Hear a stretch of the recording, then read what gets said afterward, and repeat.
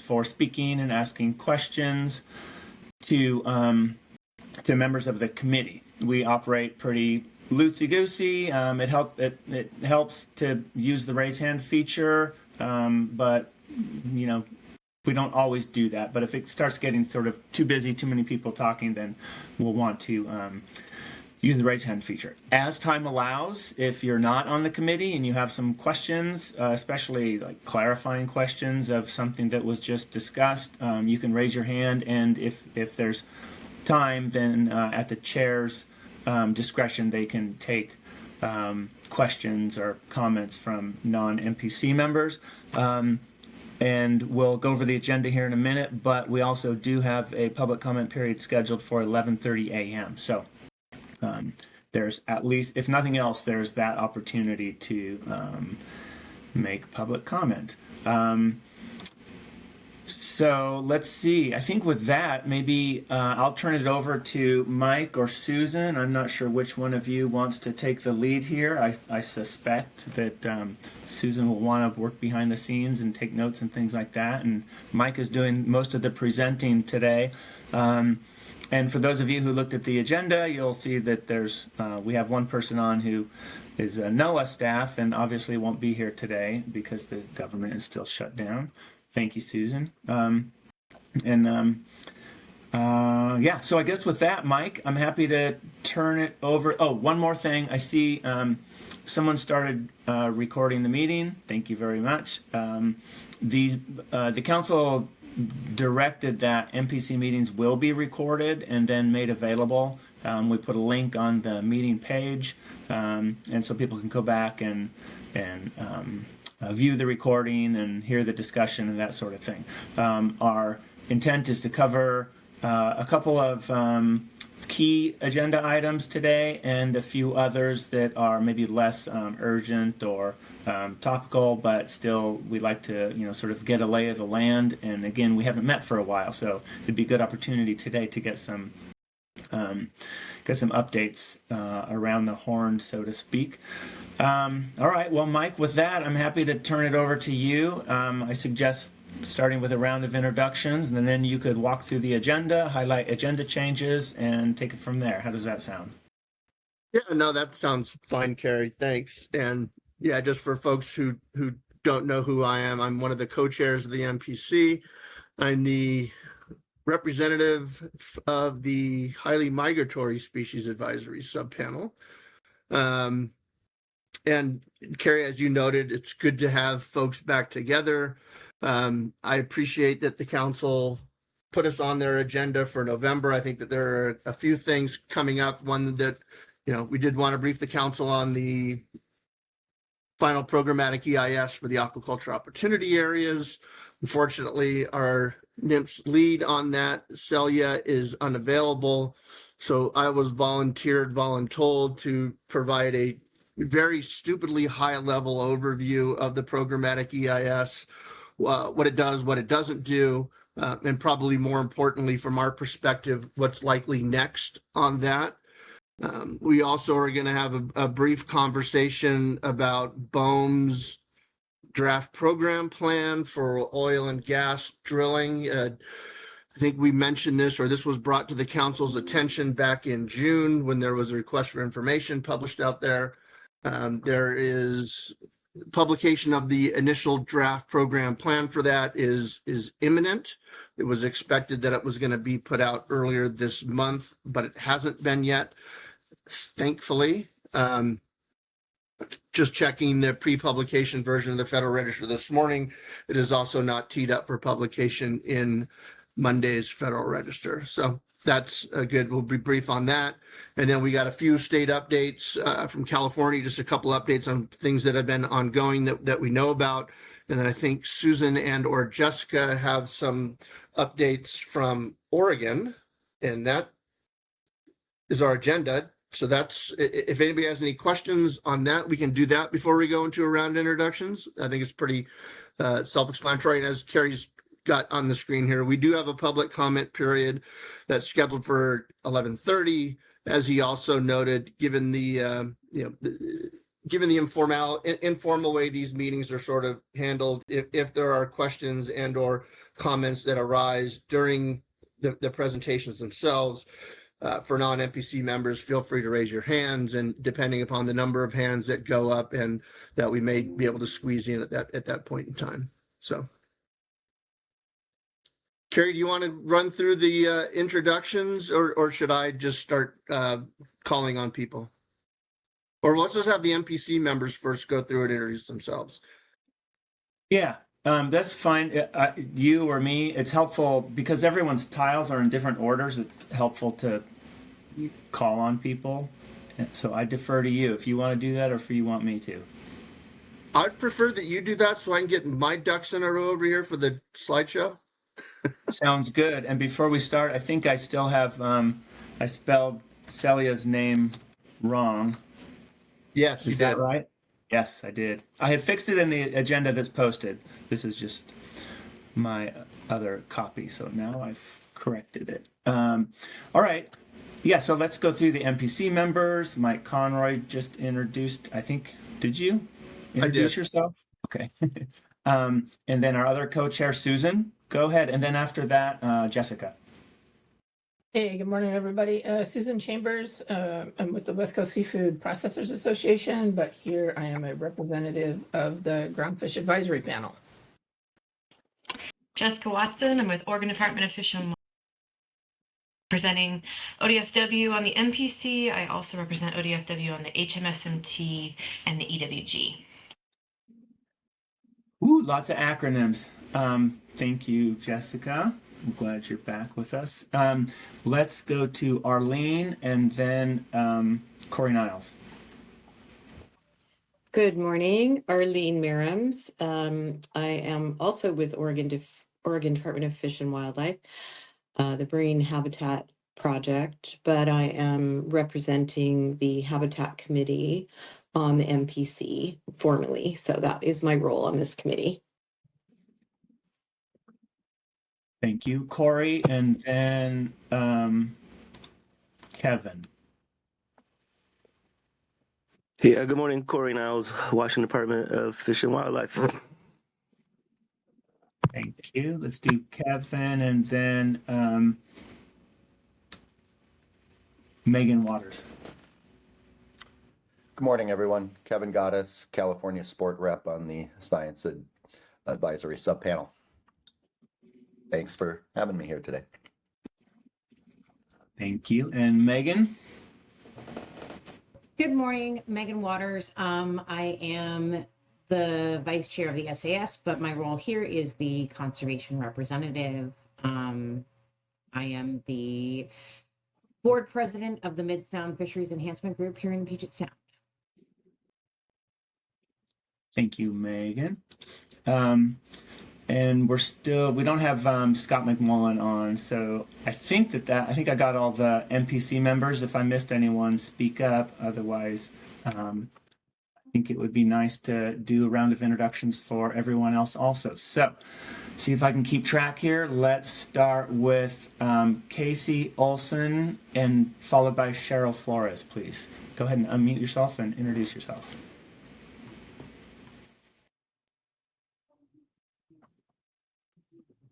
Okay, Casey, we can't hear you. All right, we'll go back to Casey. So let's turn to Cheryl Flores and then Angela Forstall. Good morning. Yes, I'm Cheryl Flores from Oregon Department of Fish and Wildlife and a temporary fill-in for the CPS-MT. Got it. Thank you. Welcome. Angela and then Lila. Good morning, everyone. Angela Forstall, Salmon Staff Officer with Council Staff, just here listening in. So thanks. Thank you. Welcome. Lila and then Steve Scheiblower. Hello. I didn't expect to make an introduction today. I'm with West Coast Ocean Alliance. I was formerly with NOAA Fisheries and represented NOAA here. So just listening in today. Thanks. Yeah, we're glad you're here. You're like an MPC Emeritus member, so welcome back. Steve Scheiblower, followed by Asia Hudson. Sorry if I'm not pronouncing your name right. Good morning, everybody. I'm Steve Scheiblower. I'm a former Habitat Committee member and also MPC member. And I also serve as a consultant to two California fishing associations. Welcome, Steve. Another emeritus member. Asia, and then followed by, there's someone with the initials AU, which if it were an element, is that gold? I think that's gold, right? Asia Hudson, Marine Conservation Analyst at the Environmental Defense Center. Thank you. Welcome, Asia. And whoever AU is, and then Lynn Mattis after that.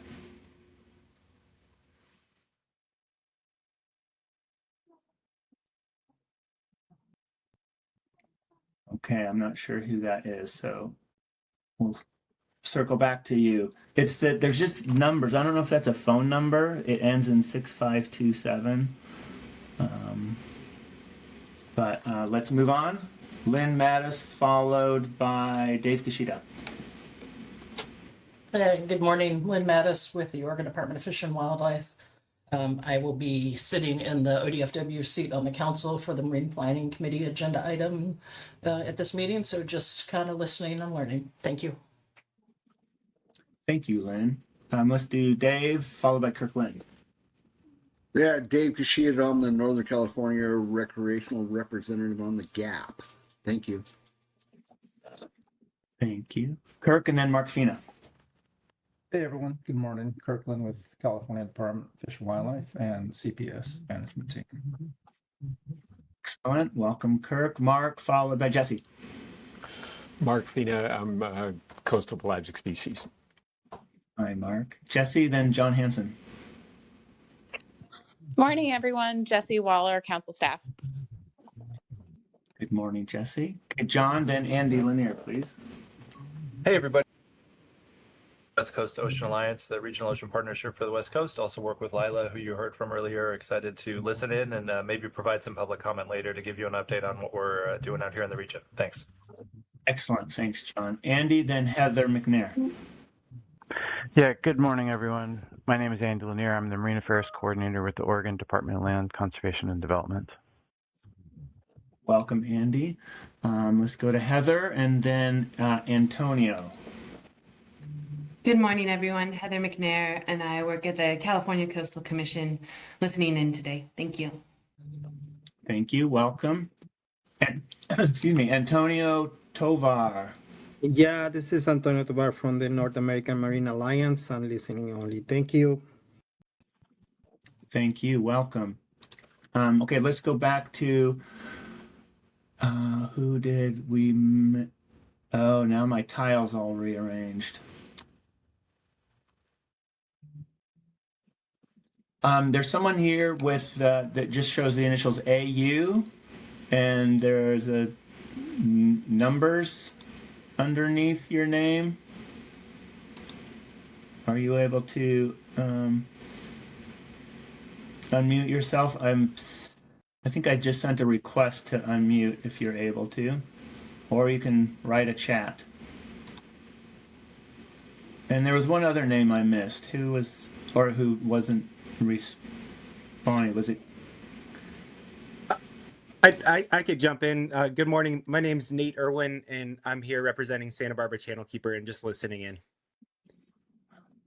Thank you. Great. Okay, it's just nice to have a name with, an icon or a tile, or the initials. And then I think I saw there's Casey Olson. Did you introduce yourself yet, Casey? Hi, no, sorry, I just barely missed it. I'm Casey Olson. I'm the Legal and Policy Fellow with the Environmental Action Committee of West Marin, and I'm here to listen in. Great, thank you, welcome. Did I miss anyone? Speak up now. I think you covered everybody, Carrie. Fantastic. That's good. We have good attendance. It's nice to see all the old familiar names and some new ones. So welcome, everyone. And Mike, I'm going to turn it back over to you. Okay, let me see if I can still share my screen appropriately.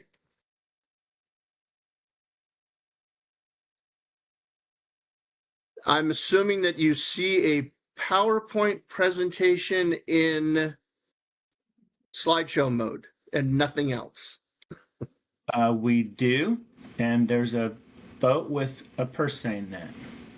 Yes, I decided to fill this, well, not fill it, but include a bunch of my own photos in this. This is from a very memorable squid day off of Laguna Beach, God, before it was closed, daytime squid fishing. So I'll start through the presentation as we'll go through, we'll do the aquaculture opportunity areas, the final programmatic EIS first, and then we'll take questions or discussions from MPC members or anyone else before we venture into the world of BOEM's oil and gas draft program plan.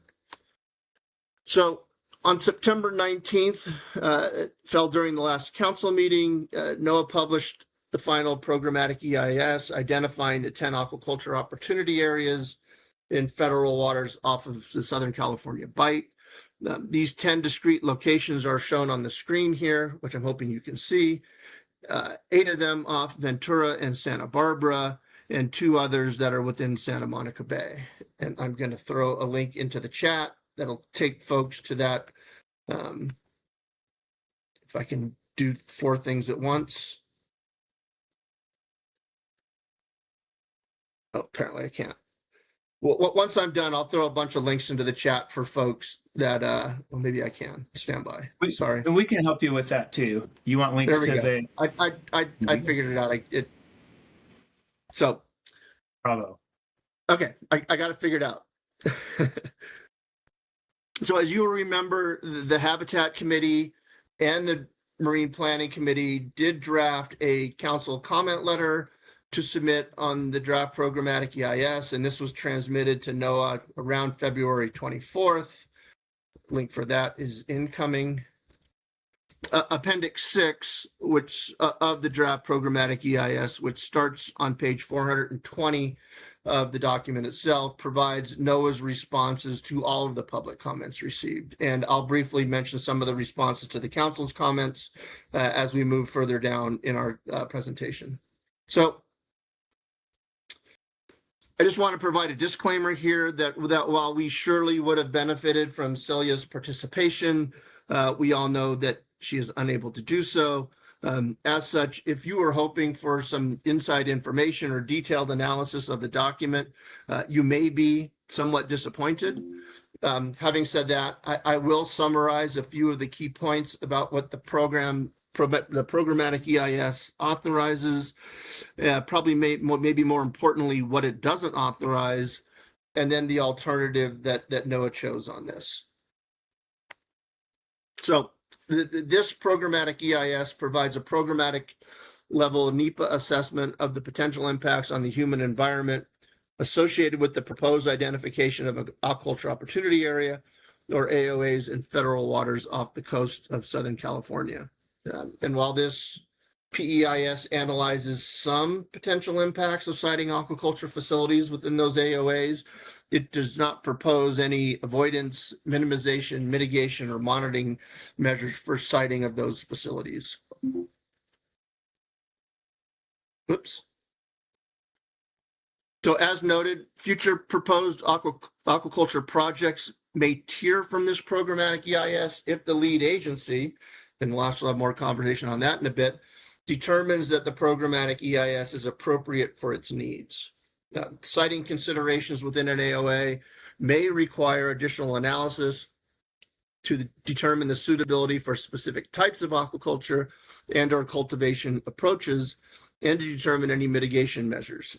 Potential impacts associated with future aquaculture operations that may be cited within an AOA would be context and location specific and dependent on the proposed activity.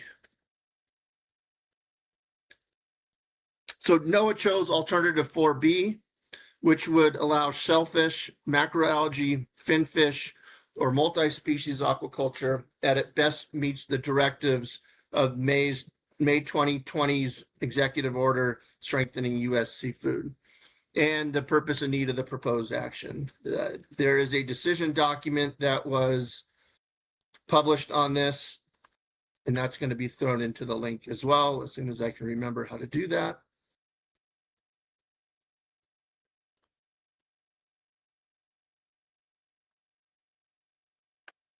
Remember.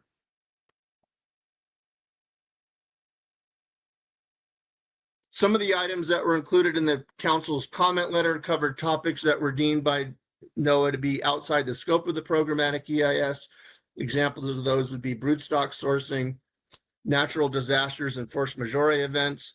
It is envisioned that those would be considered in project-specific NEPA as appropriate. And just one thing, it is a lengthy document, and it's 670 pages or so from front to back.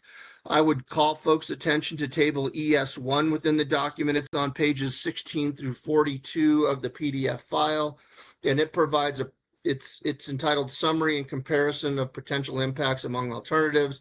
And in my mind, it provides an excellent synthesis of the potential impacts for each alternative on each of the 22 resource areas that were analyzed. So just real quickly, I'm just going to summarize some updates for the final programmatic EIS and some of the key changes. The first two bullet points here are just intended to enhance clarity, nothing more. Bullet point number 3, it identifies 2 instances where public comments resulted in the changing of terminology that was being utilized. There's more information provided on seaweed and integrated multi-trophic aquaculture, basically citing 2 different types of aquaculture within the same AOA.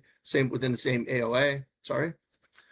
It removed references to executive orders and regulations that have been revoked since the publication of the draft programmatic EIS. Sections in the draft programmatic EIS, which were developed in compliance with now revoked EOs, have been modified where practicable. And the final draft programmatic EIS removed environmental justice considerations that were included in the draft. And of course, the Gulf of Mexico has been now changed to read the Gulf of America. By way of recollection, in 2021, NOAA's NCOS published an aquaculture opportunity area atlas for the Southern California Bight in an effort to identify the most suitable locations. The final programmatic EIS includes additional information about the data and the processes that were incorporated in the atlas to better describe the methods of analysis that fed into the NEPA alternatives. Figures were updated for a number of reasons, including providing new information. Several new figures were added to provide additional spatial content based on public comments. Notably, new figures showing phase 2 cetacean biologically important areas in relation to AOA operations and fishing data that was considered in the atlas. Additional information provided by commenters and updated best available science has been added throughout Chapter 3 to enhance the description of the affected environment and the discussion of potential impacts associated with siting aquaculture. Chapter 3 is the catch-all chapter that goes into each of the 22 resources analyzed and measured by the programmatic EIS.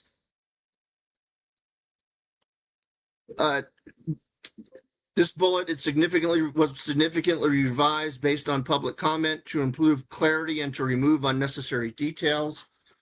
As noted, while this programmatic EIS doesn't propose any avoidance, minimization, mitigation, or monitoring measures for siting of aquaculture facilities, possible mitigation that could be considered for aquaculture facility development is discussed in Appendix 1 of the final programmatic EIS. And then finally, there were 3 new appendices added. One with more information on protected resources data that was considered in the atlas. That's in Appendix 3.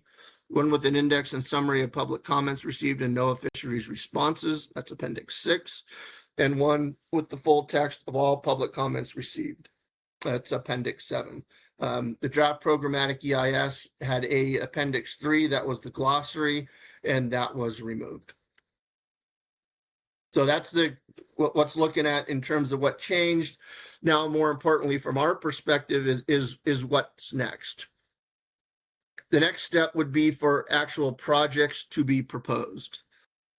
If I had to guess, I think we're likely to see proposals for a kelp growing facility, and that's the Ocean Rainforest Project, and potentially a shellfish operation that would be based on efforts that were undertaken by the Ventura Harbor District about 5 years ago for the Ventura Shellfish Enterprise.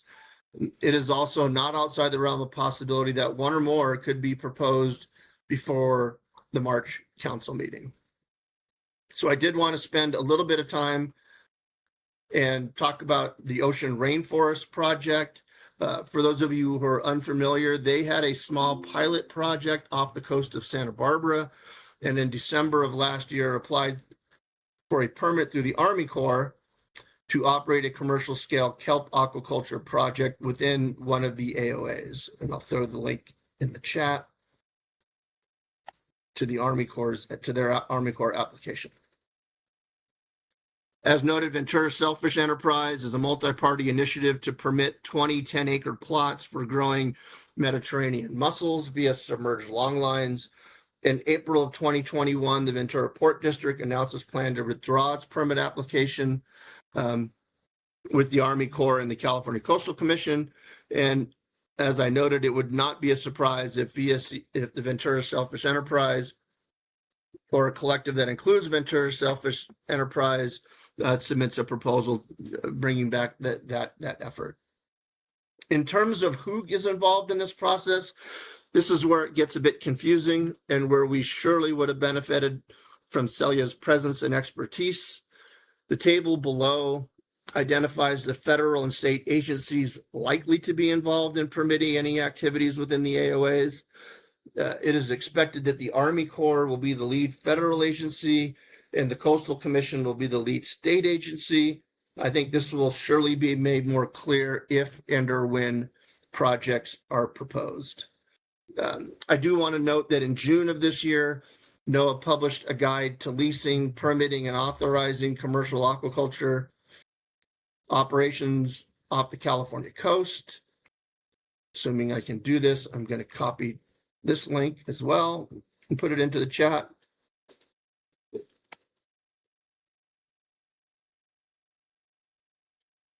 It addresses permitting and authorization process for aquaculture operations within California state waters and operations that are proposed within federal waters off the coast of California. It's a good resource for folks that are hoping to consider submitting an application for a project in one of the AOAs, and also for the public to understand, get a better understanding of the process that is at best right now somewhat convoluted. And I think that is what I got on the aquaculture opportunity areas. I apologize for the stupidly high level approach to this, but as I said, without having Celia here, I didn't want to say anything that was questionable or wrong. It's not outside the realm of possibility that I did both of those, but to address what the council asked for in September, an update on this, more importantly, focusing in on what's next. I think that we were able to do that. So with that, Carrie, I'm more than happy to stop. And if we have any questions from folks, or if we want to have a discussion about it, more than happy to sit back and listen to that. Great, thanks, Mike. Yeah, let's take questions from the MPC questions, clarifying questions or next steps or that sort of thing. So you want me to call on hands, Mike, or do you want to do that? No, I'm, if you can, that would be fantastic. Okay, Jessica Watson, go ahead. Yeah, thanks, Carrie. Thanks, Mike. Can you go back one slide? I just want to make sure I'm understanding the who's involved where, which I know if you don't have an answer for me, I'm fine with that too. Thank you for taking on this review. So from the state perspective, the Coastal Commission, do you know, are they at the state level, are they doing like a consistency determination for the AOA, the 10 AOAs as well, or are they just involved when it becomes like the siting leasing phase of this process? Do you know?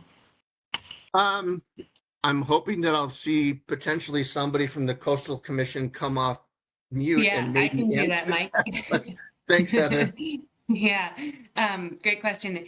Our consistency review will now be on specific projects that come before us. So, Okay, like so it's Mike project said, specific. Right, right. Great, thank you.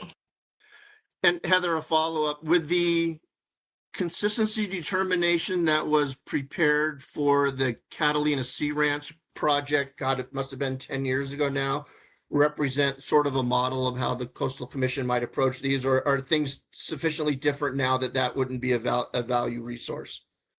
I think maybe the better example is the pilot project from Ocean Rainforest, just because that's more recent. And a more recent example of where we are and how we do consistency certifications for federal water projects. So I can find the staff report link to that and I'll put it in the chat too. Okay, perfect. Thanks. Okay, Arlene, I see your hand up. Yes, thank you. Thanks, Mike, for that overview. Yeah, just a couple questions. One is, so they identified the primary preferred alternative, but it isn't final yet. Is that right? Is there that other step of finalizing it, or has that already been finalized? Because the way I read it in the final EIS is it's just their primary preferred. Yeah, that's a great question, Arlene. And once again, I think this is where we would definitely benefit from Celia as president. My understanding is that the final programmatic EIS identified the 10 AOAs as being AOAs, and then it would be project specific. If projects are proposed within each of those AOAs, they would have to tier off and create their own NEPA documents based on that. I'm trying to scan through the decision doc real quick to get a firm answer on that, but that was my understanding of what it was.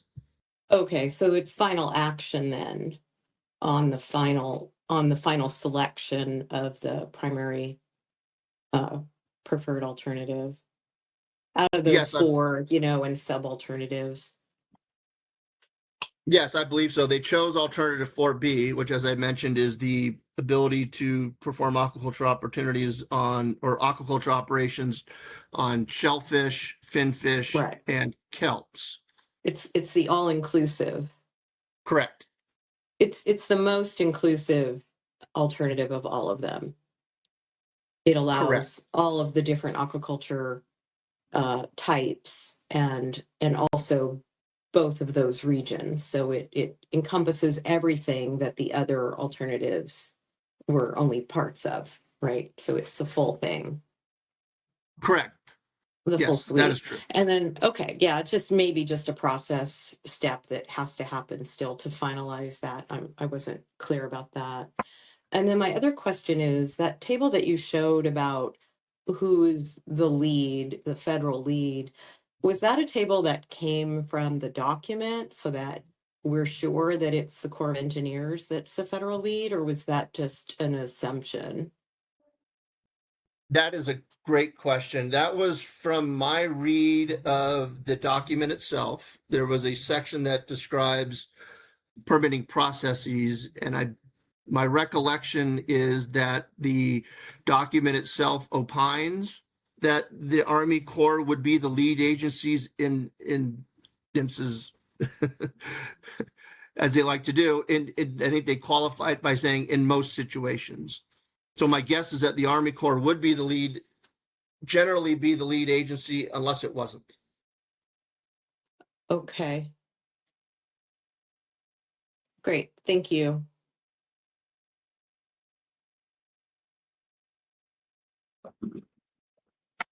Any other questions? Please raise your hand. And Carrie, just to add on,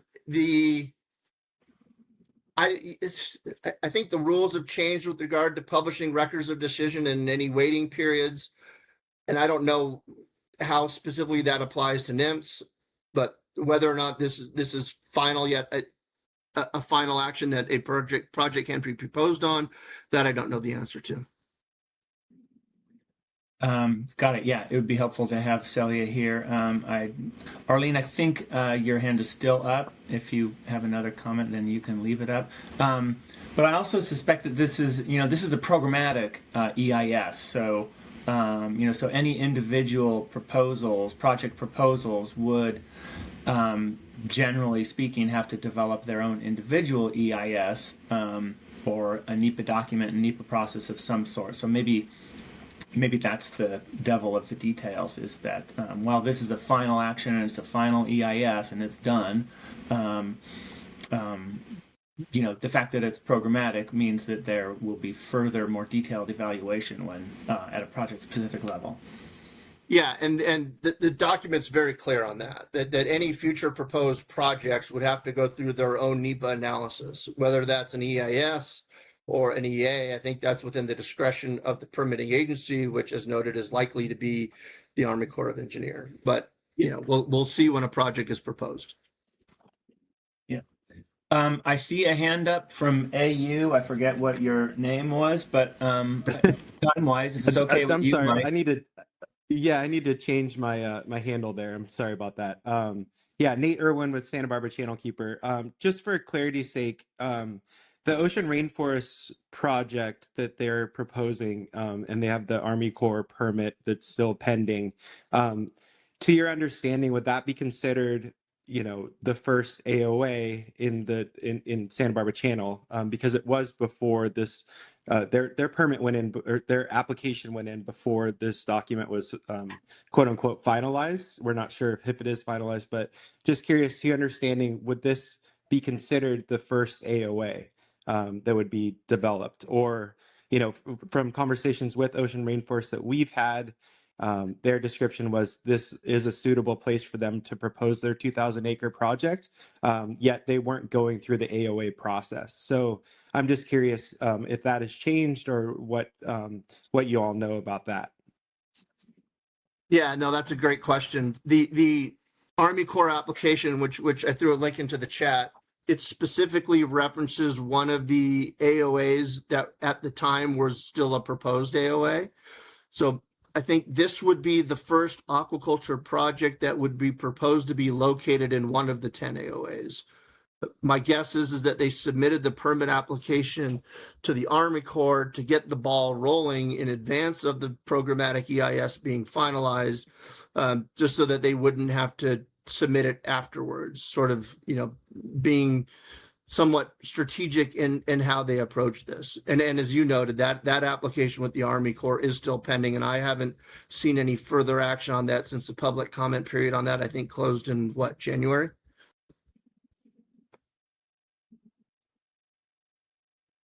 Okay. Yeah. Yeah. Just very curious to see if that would be, even though it was submitted before, if it would be considered one of those 8. Even it is in the site, but it's curious. It's a little bit vague on whether or not it is considered an AOA or not. Yeah, my guess is it would be considered a project that is proposed within one of the aquaculture opportunity areas. I'm sure, well, I'm not sure, I'm guessing that if and or when it gets through the Army Corps' initial application process, that there would be NEPA docs prepared on their proposed project that would tier off this final programmatic EIS. Thank you. And maybe Heather knows more. I was just gonna chime in there that I think Ocean Rainforest is proposing to use proposing to build off this programmatic EIS as one of the identified aquaculture areas, because this EIS has so much information about why these areas were chosen. But as Mike said, they'll have to go through their own project level, project specific reviews as well.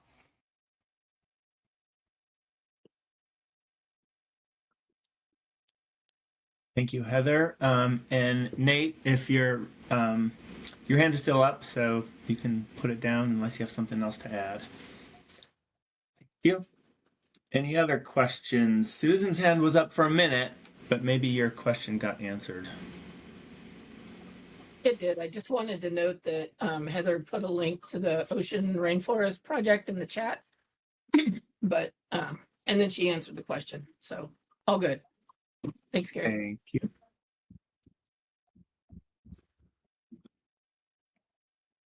Okay, Arlene, go ahead. Yeah, I just wanted to mention the Corps of Engineers in, what was it, 2020, had their nationwide permit review process, 5-year review process. And at that time, they proposed 3 new nationwide permits or 2 new ones for aquaculture, one being finfish and one being seaweed. And the shellfish aquaculture was already in place, aquaculture nationwide permit. Subsequent to that, and the state and the council through the Habitat Committee commented on those nationwide permits and recommended that there not be a nationwide permit for finfish aquaculture. And so since then, shortly after that, there was a lawsuit and they pulled back their finfish aquaculture nationwide permit. Court ordered to pull that back. And so there's still a nationwide permit for seaweed and shellfish, which just makes it a little bit easier for applicants to obtain their core permit. But for finfish, those will need individual review from agencies, resource agencies and others. So just wanted to mention that there's kind of this extra hoop for finfish aquaculture. Perfect. Thanks for that. And I haven't heard of any interest expressed about a finfish facility in any of the AOAs yet. Doesn't mean there isn't any. It just means that it hasn't been broadcast or talked about behind the scenes.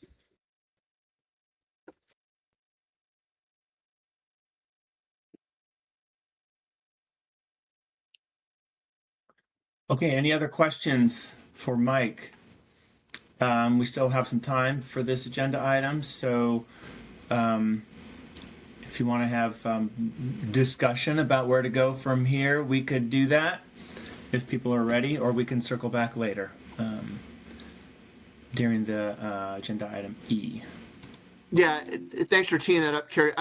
I do have a potential MPC recommendation to the council on this and on the BOEM one that are so substantially similar that it probably makes sense to hold off. But just in brief, it's going to center on the idea that, you know, we obviously pay attention to what's going to transpire between now and the council's March meeting.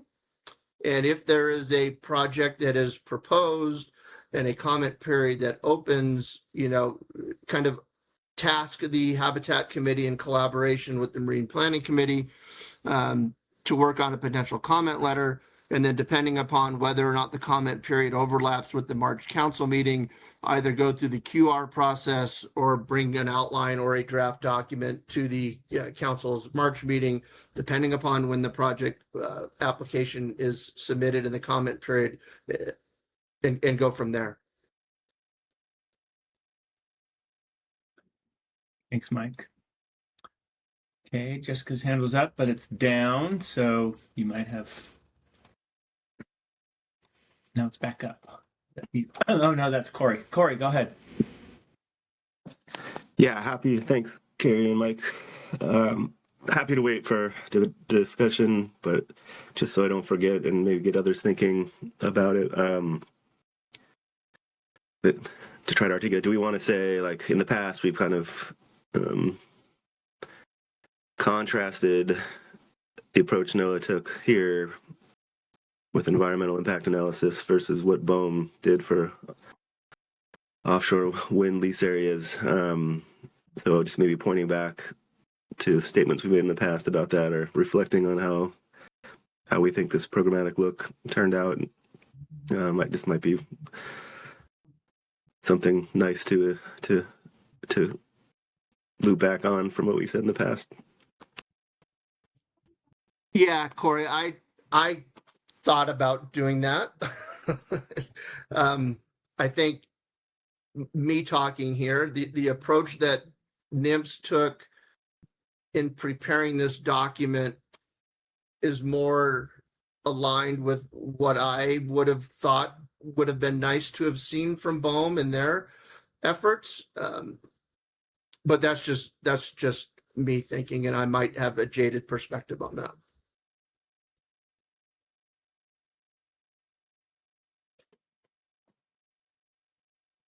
Thank you. Jessica. Yeah, just also to get people thinking about when we talk about future discussion, I guess my question might be, thinking about future comment, quick response, or a comment letter from the NPC in combination with the Habitat Committee, just really outlining which fisheries and our fisheries perspectives from like the NPC standpoint versus just the habitat potential concerns, to kind of outline what those may be, I think is something to think about as well, of how much overlap there is here with these 10 AOAs and current and potential future fishing. Yeah, no, that's a great question, a great point, Jessica, and I thank you for that. I think in our comment letter that we submitted on the draft programmatic EIS, we did provide some context and some detail on fisheries that could potentially be impacted. If memory serves correct, we talked significantly about the potential impacts to market squid. We also, and I'll have to go back and look, if the council submitted a comment letter on the atlas that was produced by NCOS, I think it was back in 2021. But yeah, no, to your point, I think we have done that, and we should continue to do that for sure.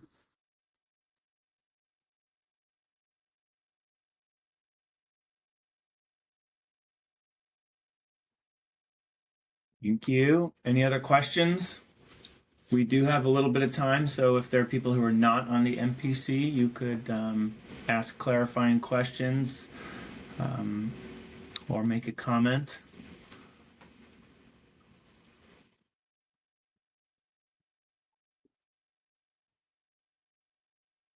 Well, Mike, seeing none, maybe we should turn to the next agenda item if you're ready. Oh, I think I'm ready. All right. Okay. Let's see here. Let me get back to where I am. Okay, we have this. So on to another fun topic. This is BOEM's National Oil and Gas Leasing Program. Once again, more fun to be thrown into the chat. Just by sort of a little warm up here, on April 18th of this year, the Department of Interior announced the first step in a process to develop a proposed schedule for offshore oil and gas lease sales on the U.S. Outer Continental Shelf. And then on April 30th, BOEM published an RFI in the Federal Register focusing on all 27 areas proposed in the 11th Offshore Continental Shelf Leasing Program. This will replace the 10th leasing program that was approved just last year. The program will outline a 5-year schedule for potential oil and gas lease sales on the Outer Continental Shelf. The map you see on screen, I hope you see on screen, depicts all 27 planning areas, including 3 locations off of California and a combined Oregon and Washington planning area. Whoops. As mentioned in the prior slide, BOEM published the RFI on April 30th. That was accompanied by a 45-day comment period, which closed on June 16th. The next step is the publication of the draft proposed program, which will be accompanied by a 60-day comment period. Just to note, this was expected to be published sometime in October, but as of today, it hasn't, nor does it appear in the pre-publication version of the Federal Register. At least it didn't as of about an hour ago. The other steps that are outlined in the BOEM process as stolen from the BOEM website on this are shown on screen here.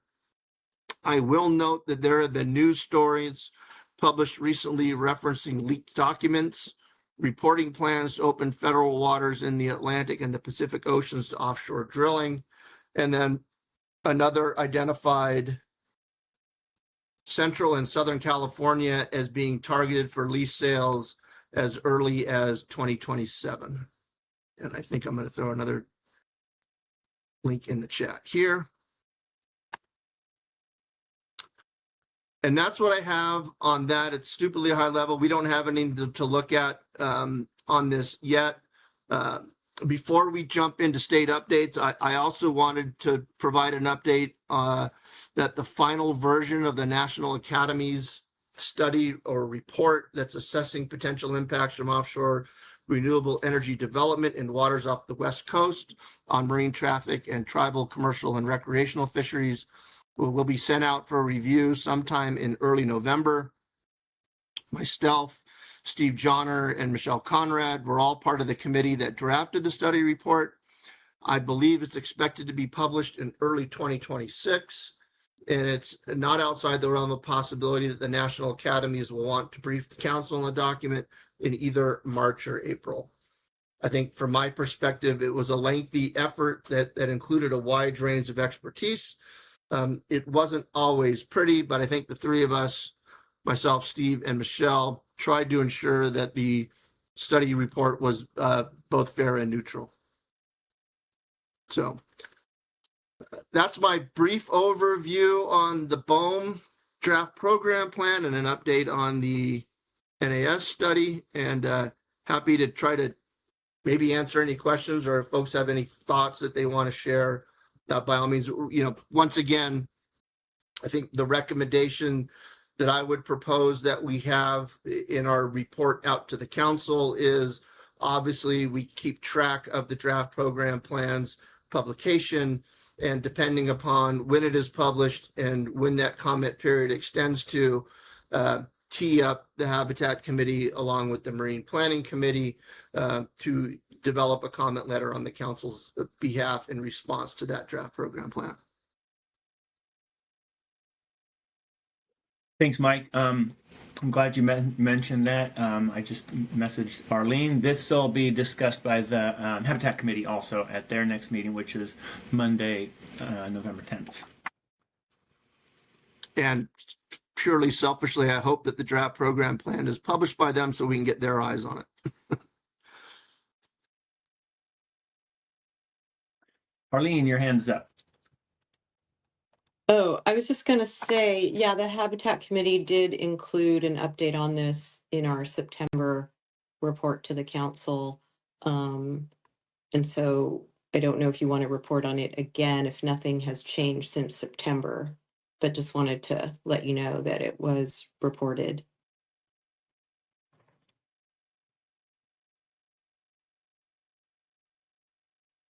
And Carrie, did you say you sent me a message? Yeah, but there's two Arlenes on this in this meeting, so maybe I sent it to the wrong one. Oh, one is my phone. Ah. Oh, anyway, that's all I was going to say. It's just okay. That's all. I just wanted to let you know. Yeah, about the Habitat report. Right, and if the notice hasn't been posted by then maybe it will be just another wait and see kind of thing. But at least we'll have the placeholder on the agenda.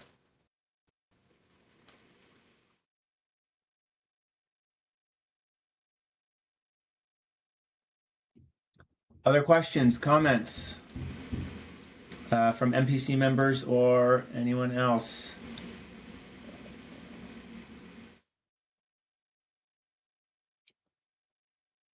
All right. Well, this sounds like a hurry up and wait situation, Mike. Hey, Carrie, I did put a link to the HC's report from September in the chat in case anybody's interested. Thank you, Susan.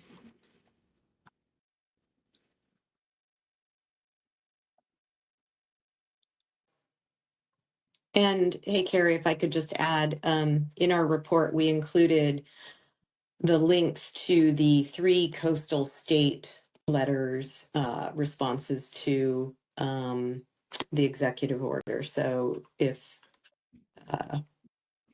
or to the notice. So if anybody wants to see how the states responded, you can check out those links as well. They're in the Habitat report.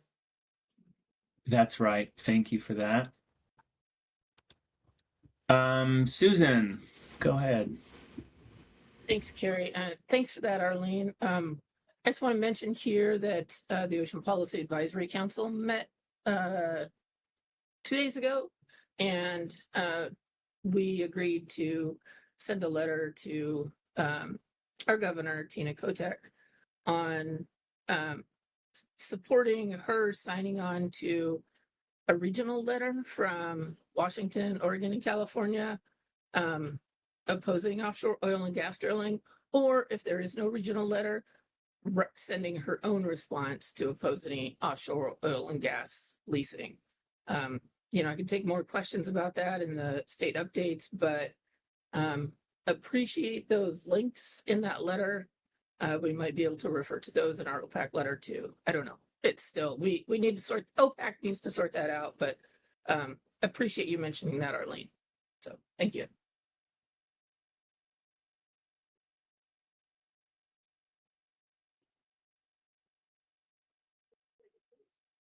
Thanks, Susan. Anyone else?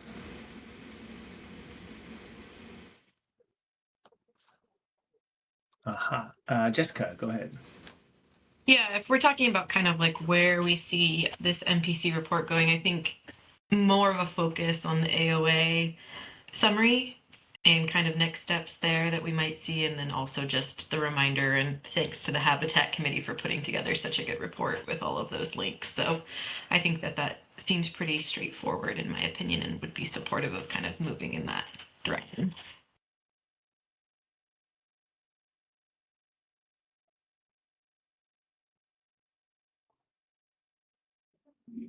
Thank you, Jessica. Anyone else?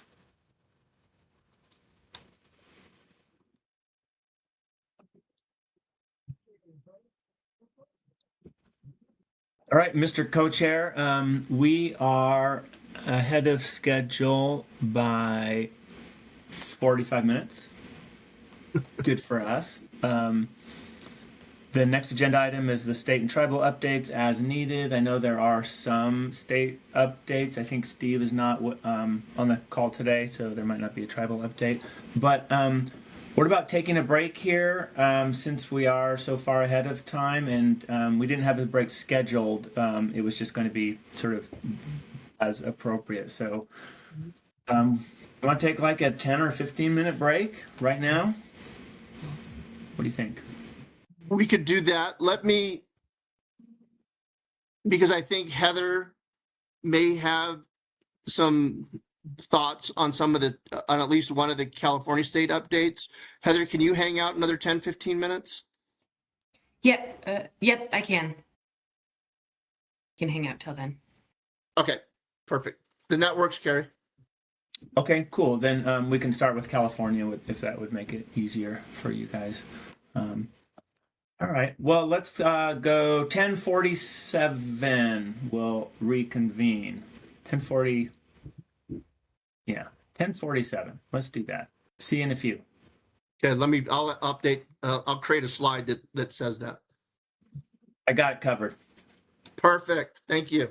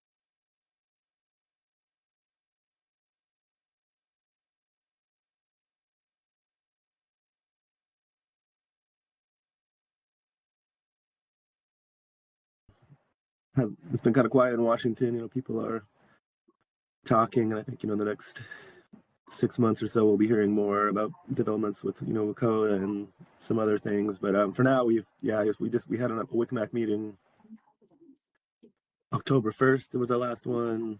I don't think there was too much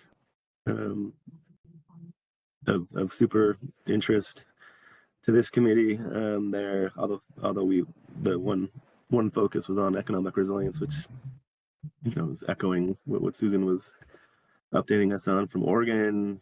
And basically the next step there is the next WCMAC meeting is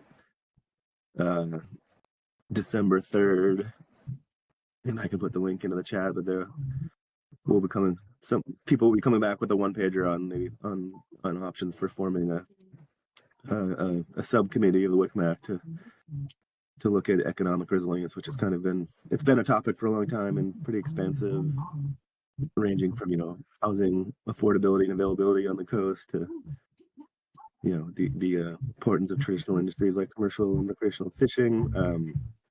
So yeah, still pretty early stages and figuring out how to bring it all together. But yeah, the next steps there is the December 3rd WCMAC meeting. On the cable project, I don't have too many details yet. I was really hoping Scott, I've been trying to reach out to Scott about this, but in short, there is a what is their name? Alaska Power and Telephone Company is looking to make their system more robust and add more fiber optic cables down from the state, and they have leased a landing site from the city of Westport, and now are going through the permitting process with the state and others. And we're still trying to catch up. The WCMAC has been asked for a briefing on that. And yeah, it's kind of the question is, you know, we haven't heard about it at WDFW. Our Department of Natural Resources and Ecology were approached for it or have looked. But yeah, we're kind of just wondering how the fishing industry has been engaged. There was some minimal discussion about that at the WCMAC, but looking for more information. And, you know, I think the initial read from our Department of Ecology is that our marine spatial plan wouldn't apply, because the intent was to apply to activities that hadn't existed. And you know, it's been a long time, I guess, since we've had a cable land into Washington, but that was an existing use of the seafloor, so we don't believe is included in the marine spatial plan management framework, but the information and processes in there still could be used nonetheless to inform whatever permitting goes on for these cables. But yeah, I don't have much detail. If we are curious if how that fishing industry has been engaged, and hoping to get more information, and maybe as soon as the next WCMAC. But I know people are reaching out to the company for more.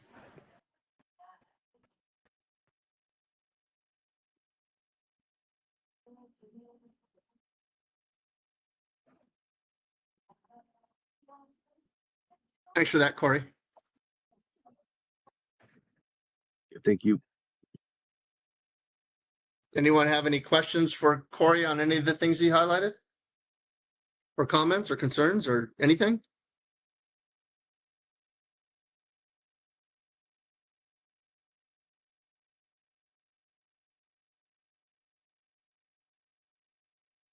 All right, Carrie, I think that covers our state updates. And I think you got an email from Steve about whether, and I don't remember what it said, about there not being any tribal updates. Yeah, he did email us, and I was going to suggest that we can circle back with Steve, and I think Mike O is probably out for a while. But if there are any other, you know, minor updates that we, you know, that they may have wanted to include, we can check on that. Yeah, and reach out to Scott for any additional insights he may want to add on the fiber optic cable project that Corey referenced. Yeah, thank you. Susan. Thanks, Carrie. I was looking back through my email, and I think Steve Joner really wanted to mention the National Academy study that Mike already went through, and just the tribe's continued push to do studies before offshore wind is placed in the water. I think if I read his email correctly. Yes. And I think that's the brief update from Steve as he's traveling right now.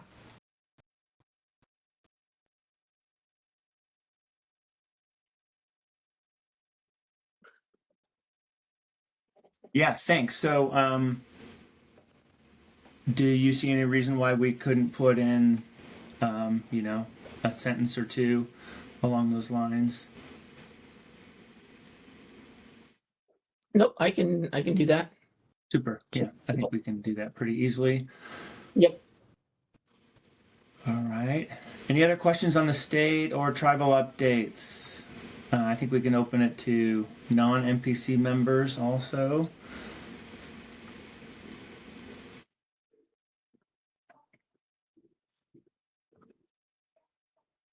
All right, well, seeing none, let's see, we'll do a time check here. It looks like we're about 15 minutes ahead of schedule.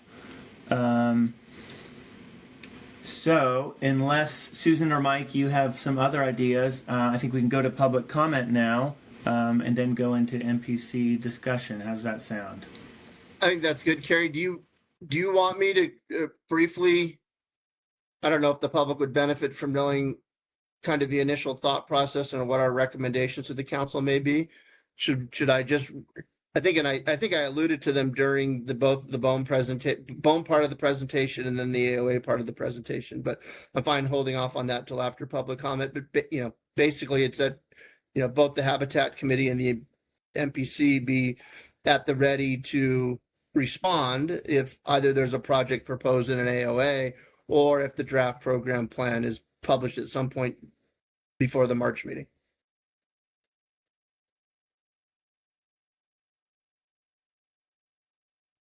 Yeah, that makes sense. Jessica. Yeah, I'm just curious for a little bit of MPC discussion just on that Oregon offshore wind roadmap. Does the MPC see a need or a desire to review that from Oregon, since it's an Oregon-based document? I'm just curious on this group's thoughts there on how to brief this group as that draft comes out.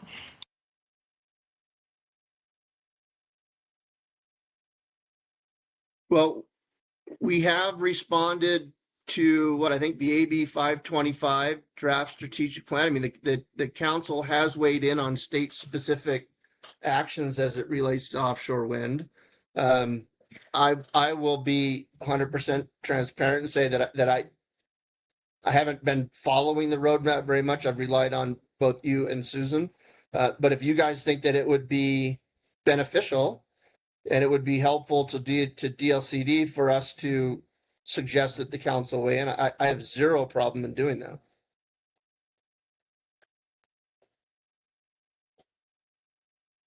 No, I guess oh, go ahead, Susan. Oh, go ahead. No, go ahead. Yeah, I guess my intent on this question is just to kind of get some feedback, because I know that as this draft comes out, it's going to be not as lengthy as like the PEIS, but it's going to be a lengthy document, and with the potential of happening between now and March for public review. Just wanted to gauge interest of the MPC, as I know that the MPC has commented on other state endeavors. So just was curious on this group's view here. Go ahead, Suze. Sorry. Yeah, thanks. I think that'd be good. And Jeff and Andy have presented to the MPC before. I think we could, set up a time for them to present to us again and go over it in some more details. Looks like Jeff's here. Great timing, Jeff. Oh, is he here? Okay. So Jeff, just for your edification, I don't know how much of that you heard, but we went over the roadmap a little bit. And we were just talking about whether the MPC should comment on the offshore Oregon roadmap. after the next draft, draft number 2, and maybe invite you and Andy to come to an MPC meeting to present it and get some more input. And then we could also request the council provide written comments, which we would work on. So that's kind of where we're at. So Jeff, if you have anything you'd like to add to that, I'd say go for it. Yeah, I would love the opportunity to talk to you about what's in the roadmap because there's a lot there. However, the timing would work out for this group. I think that focusing on draft number 2 is a sweet spot because it is not yet the public review draft. I'm planning to release the public review draft in probably February at this rate for a 45-day public comment review, and then there will be a period of time working through the feedback that we receive from the public.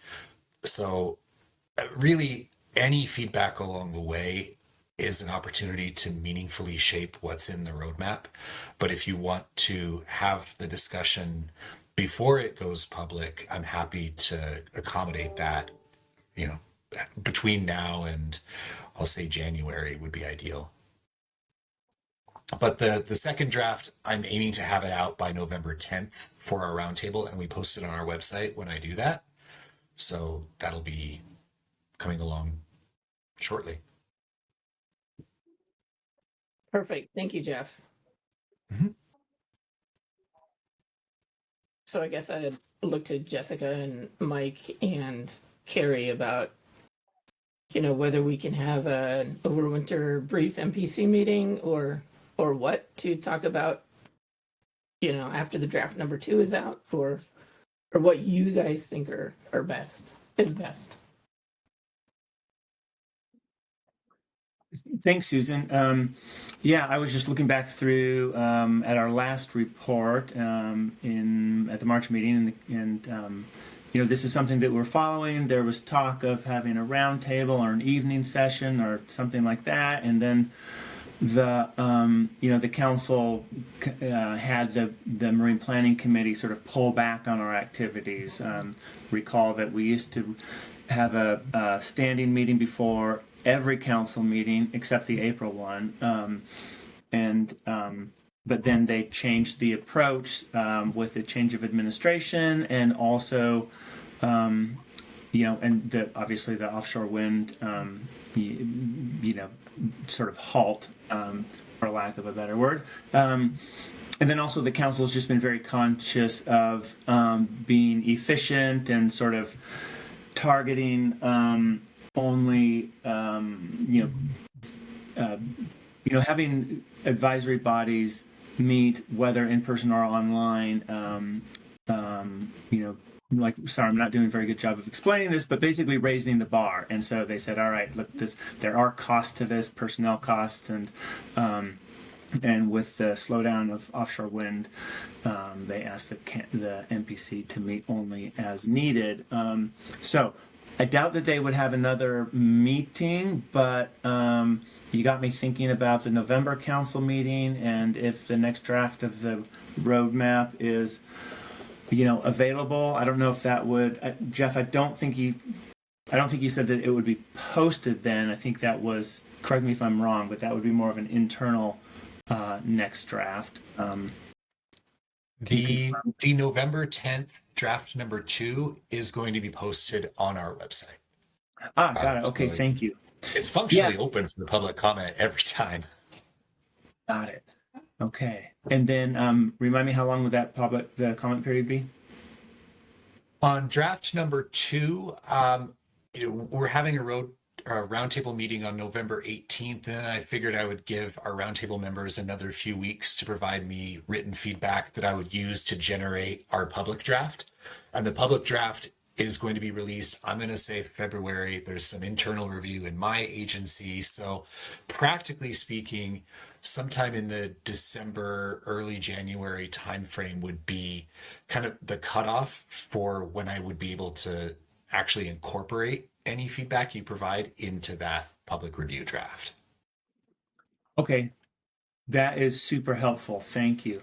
I think that we should, cogitate on this a little bit. Think about how, the timing and activities might work out as far as the November council meeting and the comment period that they're looking for, that sort of thing. So I think we can come up with a plan to,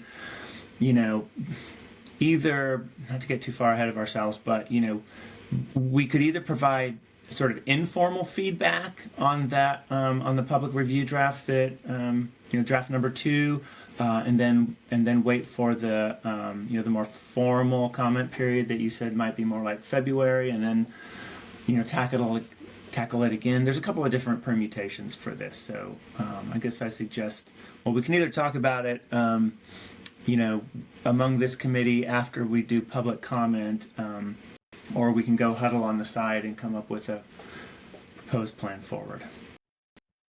But thank you for that. And is that Corey? Your hand is up. That sounds good to me, Carrie. I don't know how much people are going to be able to get into details, but I think it's we've going to spend a lot of time, kind of per my earlier comment about articulating what we think was not right with the BOEM process. And so, just thinking about is Oregon's process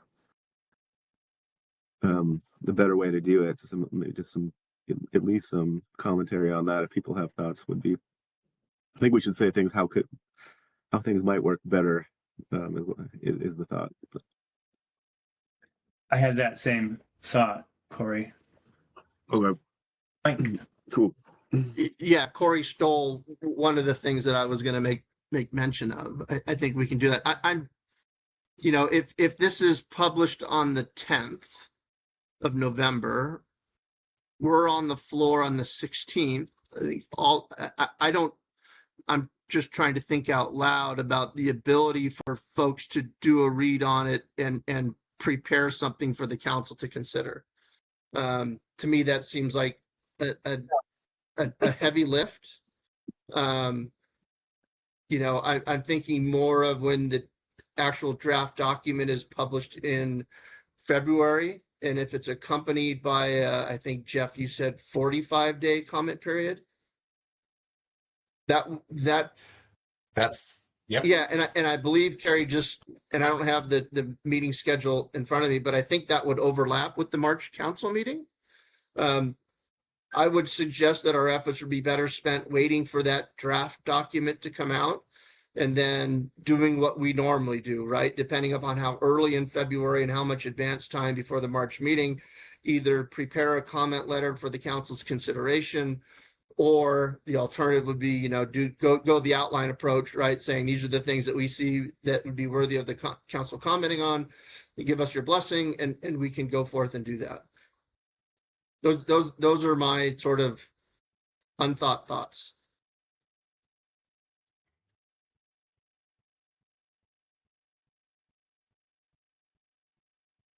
Thank you. We have Susan, Jeff, and Corey. Let me go in that order.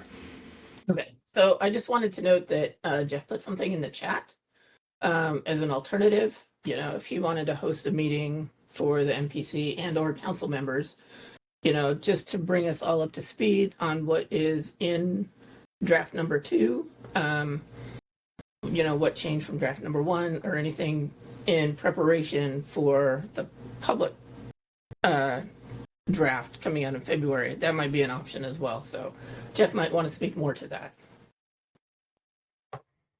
Sure. Yeah. If there's a concern about how many meetings are MPC hosted or PFMC hosted, I'm happy to be the watering hole for that discussion and just send out an invite for anybody who's interested in seeing how we're doing progress wise outside of our formal roundtable meetings. And I would, gladly accept any guidance on, when is a good time of day, time of year, when it would make sense. If people are interested in getting kind of the shorthand version, I'm happy to give those kinds of briefings. But what I raised my hand for was, Mike, it's helpful to hear that there's a council meeting in March. 45 days was really just the starting point. And if people would like to request extensions to accommodate needs like that, I'm happy to take that up. And yeah.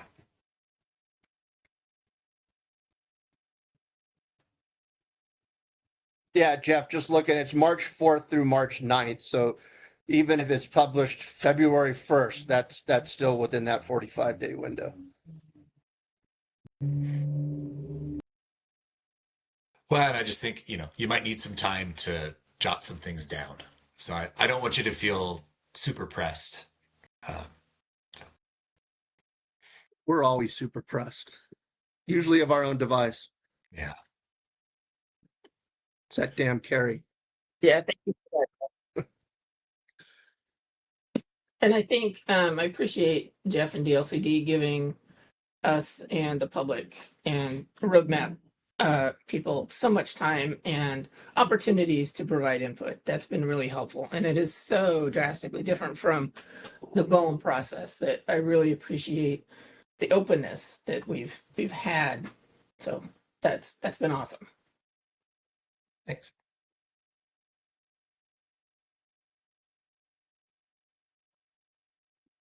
I concur. Okay, it's 11:30, so we're going to turn to public comment here shortly, but I do see That was me, Carrie. Sorry. I just wanted to say I think this is something we can work on in our discussion of the supplemental report on timing and our recommendations of the different options for council consideration, either in this or in a workload planning report. Thanks for letting me take us down a rabbit hole. No, that's all right. It was a good discussion.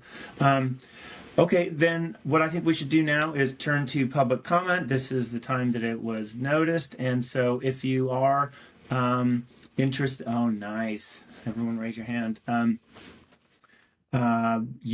Raise your hand, please, if you have any public comment.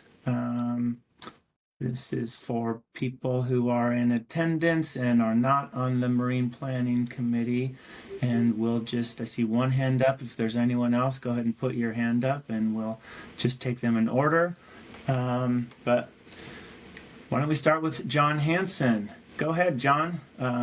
And to divulge a little behind the scenes, we usually coordinate with John ahead of MPC meetings anyway, and sometimes we put him and the West Coast Ocean Alliance on the agenda, or sometimes we just ask for an update, and often that happens during public comment. So thanks for accommodating us, John, and why don't you go ahead?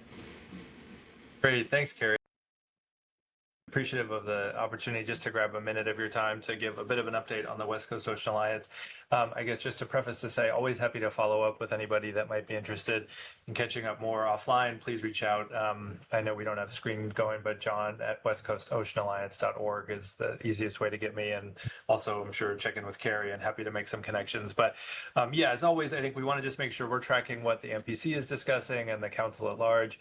And for us at the Regional Ocean Partnership structure level, we again convene the 3 West Coast states, a number of tribal governments and federal agencies, and a broader West Coast discussion around ocean planning and just general convening around emerging ocean uses, data, and the like. So in terms of updates, I'll try to keep this short and sweet, but wanted just to flag a couple things I think relevant to the MPC. And these are things that we've shared previously, but as it's been a while, wanted to have a chance just to give you the latest as we wrap up 2025 and are somehow approaching 2026 very quickly here, but excited that the work at the Alliance is continuing. I guess on that note, I will just flag the question I get the most often is like, do we still have funding and are we still going? And the answer is yes, we still have our NOAA funding. We're funded through Regional Ocean Partnership funding. We're currently in year 3 of our funding program. And even with the shutdown, our funding is still flowing, so to speak. So we're excited to be continuing the work of the group. And we did just get word that our year 4 funding proposal was approved by NOAA. So that will carry us through to the next phase of projects. We hope through mid to late 27, and then we're waiting on word on our final year of funding, which would hopefully get us through 2028, but that still hasn't been appropriated yet. So many moving parts there. But generally, I wanted to mention Lila, who had been on. She had to jump over to another call we're running right now, but thrilled to have her on as our new project manager. I think many of you know her from her time at NOAA, so really excited to have her on our team. And then as a reminder, we still have Margaret Corvey, who's been our tribal engagement director for a couple of years now, who works with a number of our tribal partners on the West Coast. The main project I wanted just to highlight for this group's awareness was the work we're moving forward around a cumulative impacts assessment needs assessment. So in the spirit of like wordy titles and acronyms, we are calling this kind of our CIANA, but basically emphasizing that it is a needs assessment for the West Coast around cumulative impacts. It's not actually an impact assessment in and of itself, but we do have approved funding now to proceed. And so we anticipate getting an RFP out in the next month or two that would bring in an outside contractor to basically look at what's happening on the West Coast around cumulative impacts, and then talk to our membership, again, federal agencies, but more so the 3 states and West Coast tribes around what their needs are in the cumulative impact space. I think looking at not only ocean energy development, but potentially other uses like dredging, aquaculture that's been discussed on this call, seabed mining, carbon capture, et cetera, et cetera. And so I think trying to just take a broad snapshot and look at the state of play around cumulative impacts, and then identify what needs are in the, again, lens of our member governments, but more so we hope being a useful resource that lands on ultimately some recommendations around how things can move forward and develop some strategies to really address what needs remain around cumulative impacts, and also not reinventing wheels of cumulative impact assessment type work, which again, I know everybody on this line is pretty familiar with. So we're not trying to propose or suggest or recommend items that may be already getting fulfilled by other partners, whether federal or otherwise. So I think just something to keep an eye on, definitely something I think we'll try to keep you, Carrie, abreast of in terms of developments there. And then to the extent that we want to make sure folks on this group that are also a part of the Alliance, obviously you'll be hearing updates within the Alliance discussions, but more so I think as that develops into a more distinct product, that would be something we'd want to bring to the MPC for awareness. So you can see how that's coming together. And in our view, obviously, you know, channeling it to the Alliance members, but I think also for regional partners like those on this group and the Council at large, we want that to be a useful product around cumulative impact assessments. So again, we hope the RFP will go out in the next month or two. The work will probably carry us through late 26. So I think that's when we're aiming to have a final product on this, but definitely something we'll keep you updated on as it comes together. So that was the bulky one I wanted just to share as something to keep an eye on.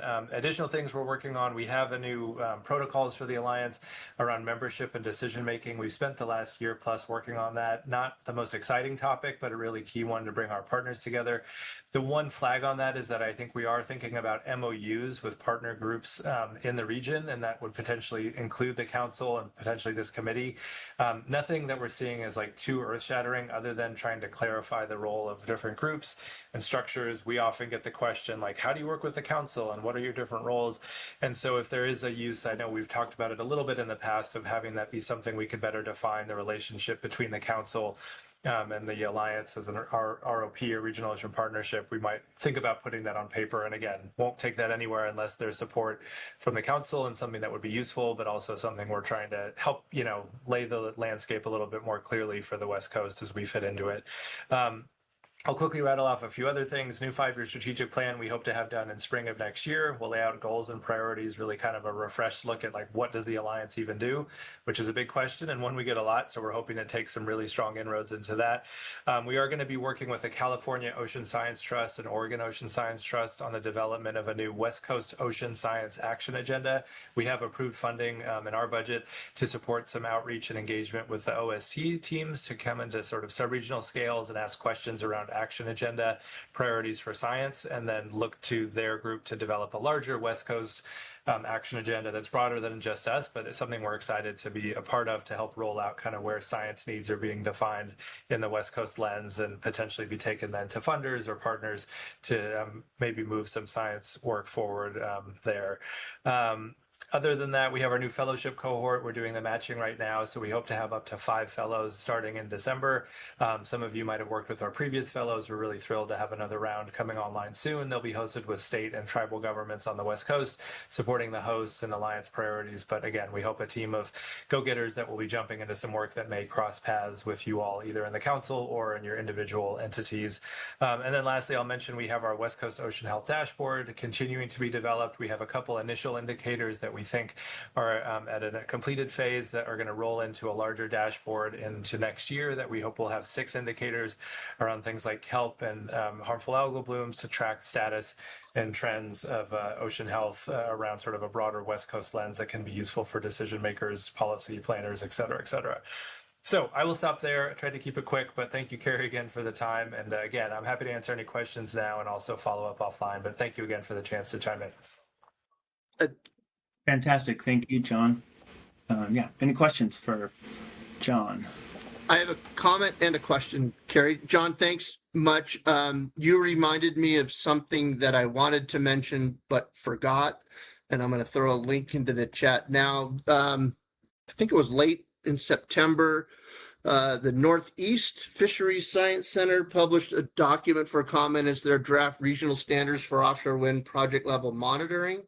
I haven't read it yet, but I did a brief search for cumulative, and it appears a number of times in that document, so that may be a good resource for folks. And then, John, the question, and I don't want to ask it, but I'd shoot myself if I didn't. You had mentioned OST in your conversations about a regional science plan. Has MCDR been brought up in those conversations as of yet? So the action agenda development, I think they are potentially considering MCDR as one of the topics that probably will have, some outreach around. I don't know to what extent or sort of how that fits into the lens of what they're envisioning, but my sense, I don't want to speak for them, but I think the sense is everything's on the table in terms of what regional partners, not only on the government side, but from fishing, coastal communities, et cetera, see as the needs for science. And so I would imagine MCDR will probably be a part of that conversation, but it's still just at the starting gate. So I think definitely fair game for that type of thing to be brought into their discussion potentially. Yeah, thanks for that. No, I've been recently introduced to that lovely subject, and it's mind-boggling where that could go, but that's a whole nother story. So thanks.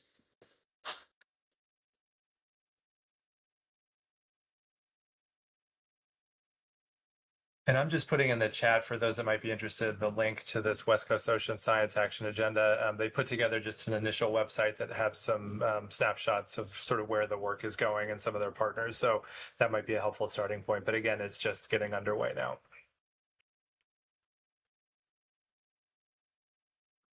And I see MCDR right on the site there, Mike. So to your point, I think probably something that will get explored. Awesome. Thanks, John. Any other questions for John Hansen? Any other public comment?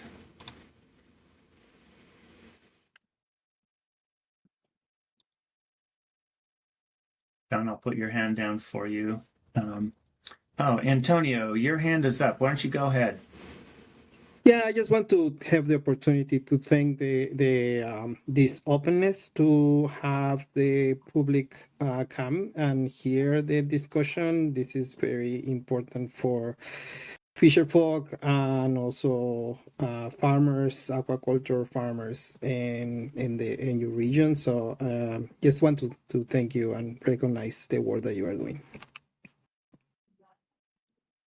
Thank you, Antonio. We appreciate it.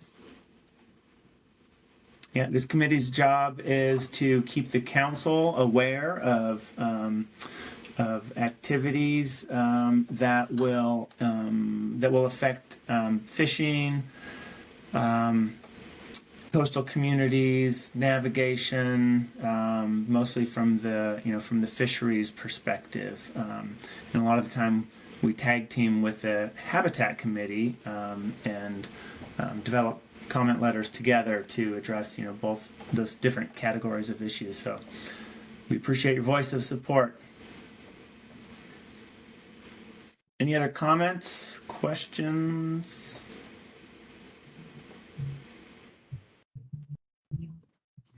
All right, then maybe we should turn to discussion. I feel like we can, thank you, John. We really appreciate it. And we'll we'll ping you for either review of a brief write-up or to send us a few. We do have the transcript, so if you want a transcript of what you said, we can do that too. But anyway, okay, let's move to discussion. Mike, I see you have a slide up there. Why don't you go ahead and take it away? Yeah, this shouldn't come as a shock. This is what we could potentially include within our report as recommendations to the council. I did throw another bullet point in there about the Oregon roadmap. Obviously, you know, we can. I would rely upon Susan and or Jessica to help with the language. But those are the three potential recommendations that I can see come out of our report for the council's consideration.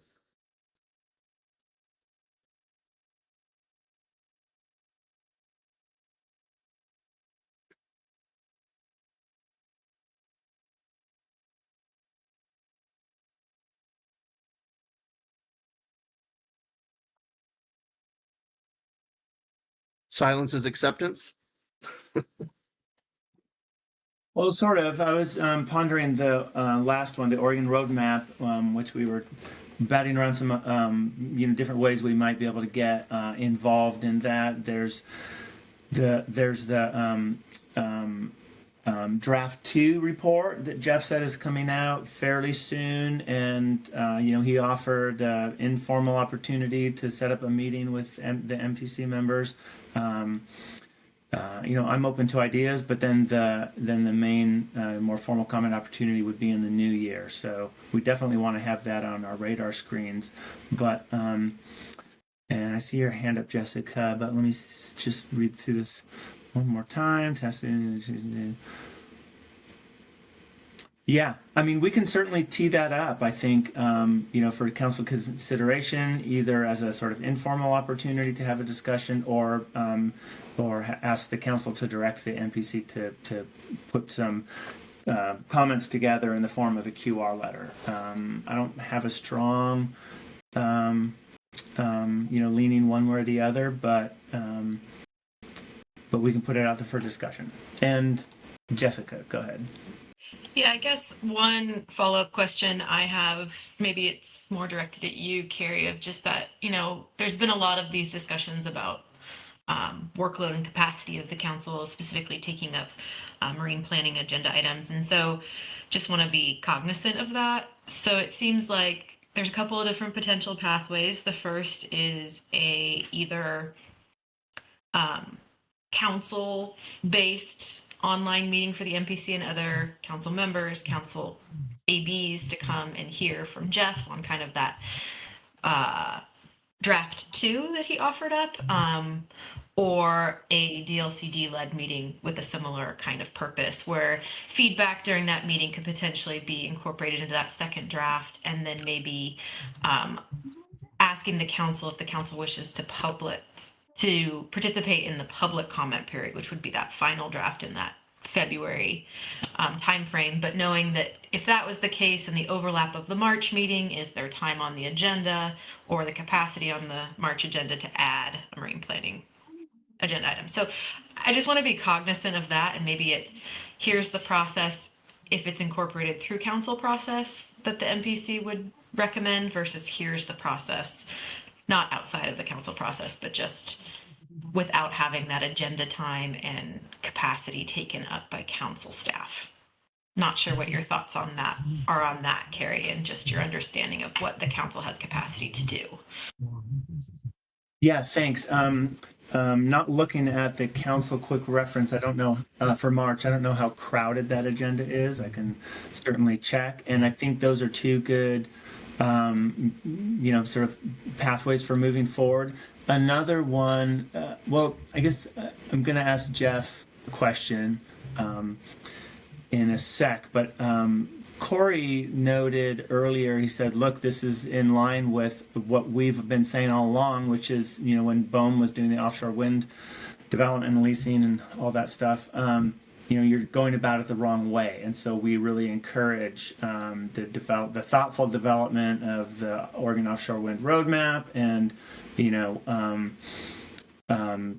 being methodical and about how to identify areas of potential use and all that stuff, instead of shooting first and asking questions later. So that's all just to say, like, one other option I could see is coming into November, and the council saying, all right, look, we've been through this routine before. We know what the council's policy positions are on offshore wind. Why don't you write up, a very short, succinct letter that sort of reiterates our main points, supporting sort of early communication and, engagement with the public, tribes, fisheries, stuff like that. That's one other option. But then I guess I kind of want to turn to Jeff or someone else from Oregon and ask, are there specific topics or issues that you would want some more sort of detailed or granular feedback on with regard to the roadmap? So that kind of would tell us, if we were to send a letter on this round 2 or this draft 2, would you be looking for something specific about any elements of it, or more of a sort of a general, I don't know, comment on Yeah, thank you, Carrie, for the question. First off, I think a general, whether we're on the right track with some of our recommendations. We've put together our own kind of what the pathway ought to look like for Oregon, and it does include state-led sea space suitability planning that would occur before leasing, as trying to embody that idea that avoidance is the best way to address fisheries interests and others as well. We've also got some recommendations in there about what science needs to be done when. And the state of uncertainty at the leasing stage versus the permitting stage, this idea of a cumulative assessment and the scale of that assessment, that right now the draft is that there needs to be some form of cumulative assessment prior to leasing, but recognizing that you can't know everything that would go into it at that time, striking that balance of what needs to be in it. Section 5 of the document right now is where we have contained our specific actions, and there is a section that is dedicated to the actions related to fisheries protection, and that includes some specific policy change recommendations within our territorial sea plan to shore up our ability to apply those policies in federal waters. We have a section in there related to community agreements that could include agreements with fishing communities, and just the way that's framed and what the core tenets of that would be, I think would be an important area of feedback. We do have an engagement section where we talk about what some key actions and driving principles ought to be for that, to see how well that's aligned with the interests of the PFMC. But really, it's in those fisheries related actions where we're trying to understand, okay, clearly avoidance is a top consideration that we can try to get to through planning. We want to make sure that we understand effects at the appropriate time in the process. We know that there needs to be accountability along the way, and we're trying to figure out how we can add teeth to the state's role in that accountability process. But then there's, for me, still this open question of, if you have to go below the rung of avoidance, if there will be some amount of unavoidable impact, what are the ways to engage fishing communities in discussing that? What are some mitigation ideas that the state ought to have in mind? I've heard of transit corridors being one, but are there others that we haven't really considered that we ought to be including in the roadmap as guideposts for the future? So yeah, I guess I'm just looking to see how close or far we got to the mark in addressing fisheries concerns. Hey, Jeff, I have a question for you. My ears perked up when you said a state-led spatial suitability analysis to try to define what C-space would be most suitable. You know, I have experience from when the Energy Commission did that off of California. I would say that that was as far from transparent as one could be.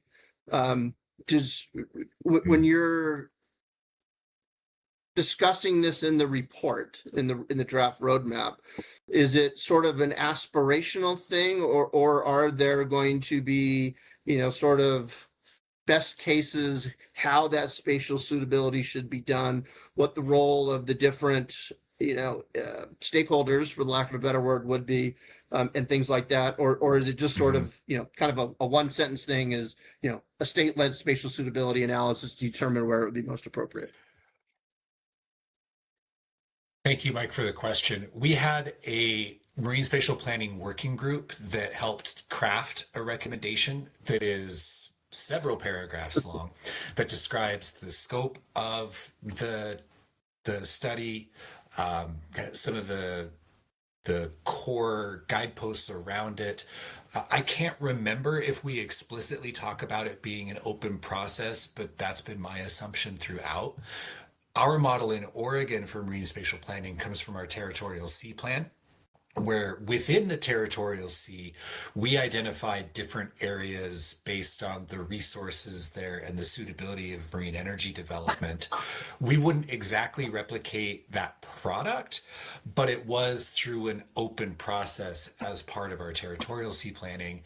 And my expectation is that if we do sea space suitability, it's an open process, that we want people involved. Perfect. Thanks. No, I appreciate that.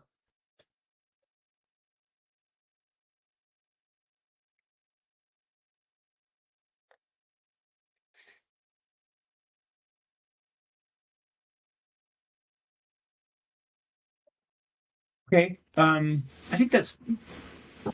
There's another hand up. That's good. I think that's, you know, probably enough for us to put something together, basically to tee this up. We can tee up some options for the council in the MPC's report. You know, give them the update on the status of the Oregon Offshore Roadmap, the dates, things like that, and you know, we could make a general recommendation, but also look for, you know, feedback and their thoughts. But certainly we could lay out, you know, some of the options for moving forward. Arlene, go ahead. Yes. So on those recommendations, as far as the AOAs tasking the two committees with monitoring project proposals and potentially developing comment letters, I could see this being the case for maybe the first project, especially if it's the big kelp project. I'm just wondering if we need to figure out a strategy for, you know, criteria for commenting, similarly how we do it in the Habitat Committee. You know, if the project is at a scale where it can be a significant impact, or substantial, I shouldn't say significant, then the Habitat Committee would take on that issue and propose that the council comment. But we have, in the Habitat Committee, have tried to define what the scope and scale is for proposing projects to comment on, so that we're not commenting on every single project under a different, you know, action type or activity type. And so I could see that may need to be something to consider, you know, for AOAs generally when we're proposing or recommending that the council comment. So I just wanted to kind of bring that up because we certainly have sidebars in the Habitat Committee on what we work on. Yeah, so there might need to be some discussion around that, Carrie. I know you're familiar with what I'm referring to.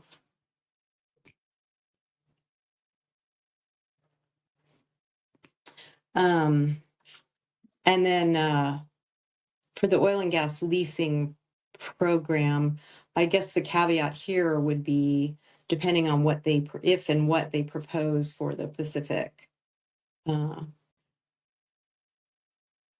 region, development off the Pacific region, because we don't entirely know that that is going to happen.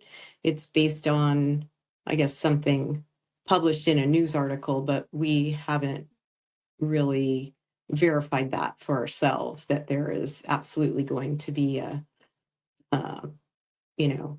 Pacific leasing program. So just want to caveat that.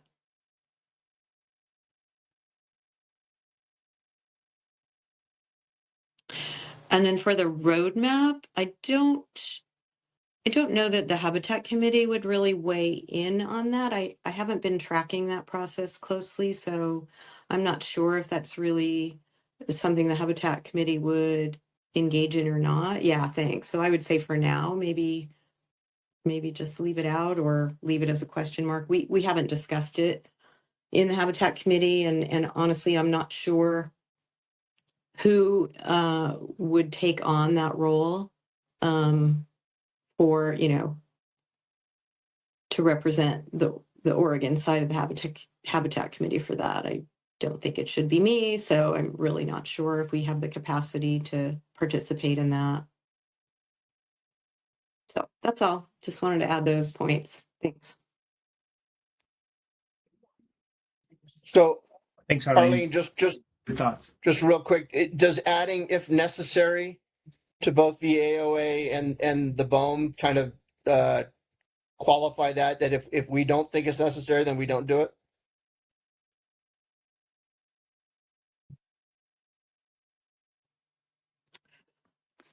I suppose you could couch it that way. But I also think it's a decision. I'm just suggesting this as a decision for the MPC to discuss, what the scope and scale is of an aquaculture project before we go down that path of drafting a letter, because they tend to be pretty involved letters and, just again, the workload issue. So Got it.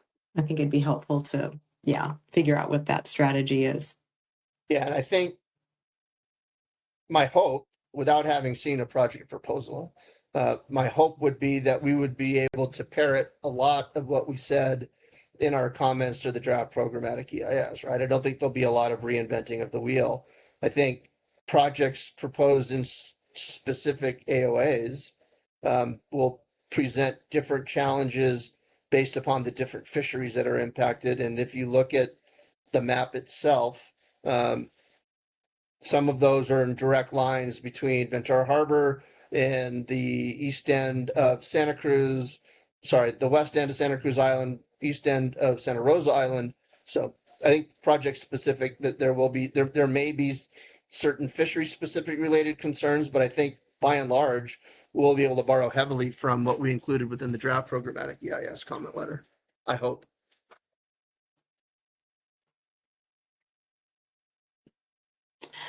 Yes, I would agree there's content in there, but also at the project level, it would need to be much more specific too, in order for it to have any effect. Getting down to the specific methods and species that they're proposing. So and not to say that there wouldn't be impacts. It's just kind of a measure of scale and scope. Because there's a lot of projects that we, in the Habitat Committee at least, we don't comment on because they're just not a big enough issue to comment on.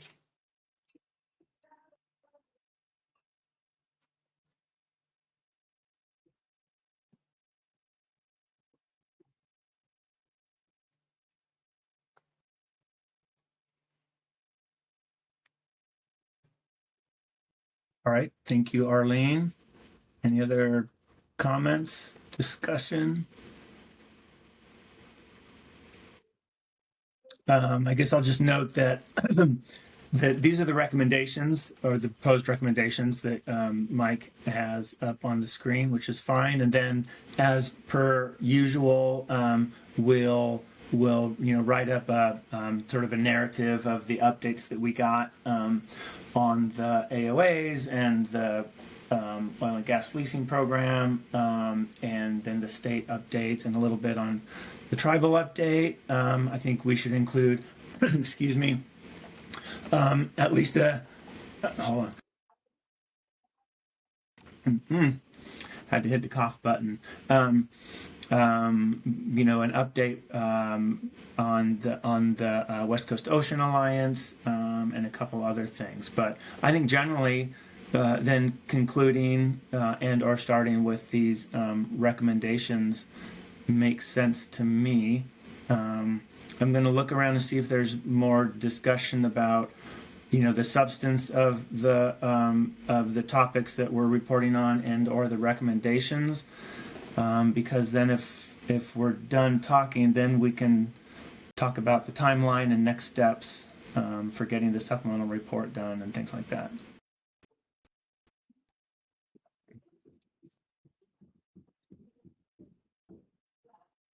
Yeah, Mike, and I see you wrote if appropriate. That's good. That's often how we, you know, characterize these things, as appropriate, if appropriate, which is, you know, code for like, well, we'll see when we get there.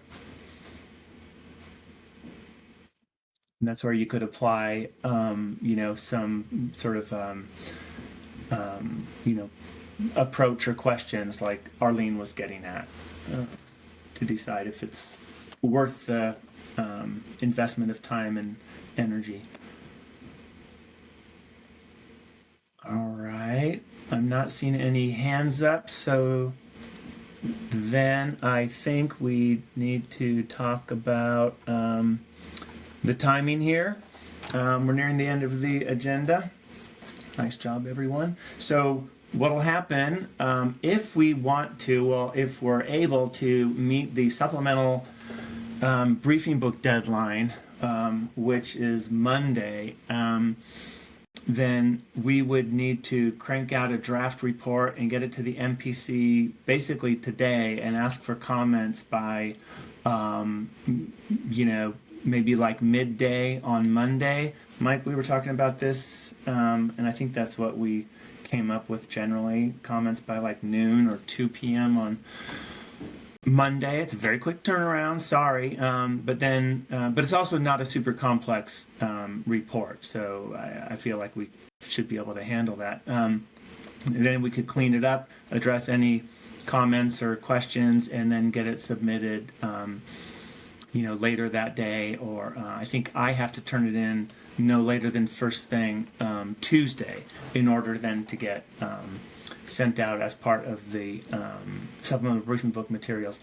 And I think I might have put this in one of the emails, the November 3rd supplemental deadline. They're a little bit holdovers from when we used to print out all the materials, and if you wanted these things printed and available for the council when they arrive, you know, when they sit down the first morning of their meeting, then you had to have it in by the supplemental deadline. It's a little different now with now almost everything is electronic, but I will say that, you know, the way we do it in the council office is that, you know, items that are submitted in time and processed, then they will all get posted to the supplemental briefing book materials, or to the briefing book, all at the same time, next week sometime. And then there are other materials that get submitted along the way, including, you know, at the council meeting, when everyone knows this routine, your advisory bodies are developing reports throughout the week. And so, you know, if for some reason we're not able to get it done by, you know, Monday COB, we can still get it in there one way or the other. But one thing to keep in mind is that the several days leading up to the actual council meeting, so in this case, you know, the week of November 10th, so the 10th, 11th, 12th, 13th, our administrative functions really, they shut down. So because, you know, we're getting ready to, you know, travel to the meeting. We're doing things like loading up the van and packing materials, and, you know, November 11th is a holiday, a federal holiday, and some people take time off. So anyway, that's all to say, if we can get it done by, you know, COB Monday, that is best. It's not the end of the world, but if we wait until the next week, then, you know, there's kind of no guarantee when it might get posted. So that was a long-winded way of kind of describing the lay of the land, but it would be great if we can do that. Oh, and then just looking ahead to the council meeting itself, this is on the council floor. Oops, I'm looking at the wrong agenda. Yes, Kat. This is on the agenda for, I thought it was Sunday. No, it's not. It's on, yeah, it is Sunday. Sorry. Sunday, November 16th. So for those of you who want to listen in or attend or who are presenting, that's when it'll be. And I guess that's all I have to say right now. See if there are any questions or comments. Mike is probably thinking like, shut up, Griffin, so I can write up the report and we can send it out for review. Well, I was saying shut up, Griffin, but not for that reason. Kidding, obviously. It's out of habit. Yeah, it's habit. Yeah, so, you know, we kind of foresaw the time constraints here. So we have I think a draft of a report that there's a Google Doc for. I know people are digging into it now. And we obviously need to update it for the things that we heard from Corey. And Scott, if you're still on, I'm going to ask you a question in a moment. If you have any intel on the fiber optic cable that Corey referenced that's coming from Alaska. But also we have to capture Wakoa's comments. I think we probably should expand a little bit on what Jeff had to say about the roadmap. But that was, I think we're going to be in a position where we can get it out to MPC members by the end of the day. Not by any stretch of the imagination asking folks to spend their Halloween or first weekend in November perusing a MPC report, but it'll be in your inboxes first thing Monday morning. And Kerry can crack the whip on getting folks to submit any comments or whatnot, and then so that he can get it submitted by his deadline. So, did I cover you, Griffin? Sort of, but I thought first you said you would want to have a draft out by later today, but then I thought you said a draft by first thing Monday morning. No, I said that we would have it out later today, but I don't expect folks to spend their weekends reading it. So it'll be, if they want to, fine. But it'll be waiting for them Monday morning. But yeah, the goal is certainly to get it out by the end of the day today. Perfect. Thank you.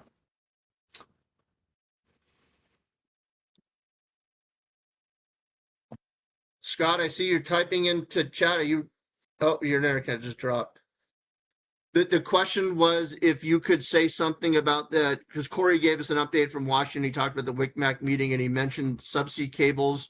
I think they were phone cables and other fiber optic cables that could be coming from Alaska and landing in Westport.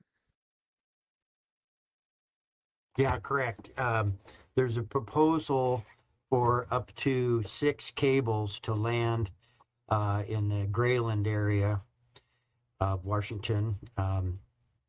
We've been discussing it with a contractor for the cable owners. Cable owner is Alaska Power and Telephone, and I think the business model is they need to put in a new cable to replace older ones that are probably at capacity or due for replacement. And while they build the cable landing station for themselves, they're building it in the hotel model where they'll have space for other cables to land besides ones for themselves. So that's my understanding so far. They have some draft routes that we've been provided, but they're pretty very, very coarse. It's just sort of they drew some lines on a chart and called it good. And so we have not began to work with them to edit those routes yet. Okay, perfect. Thank you for that.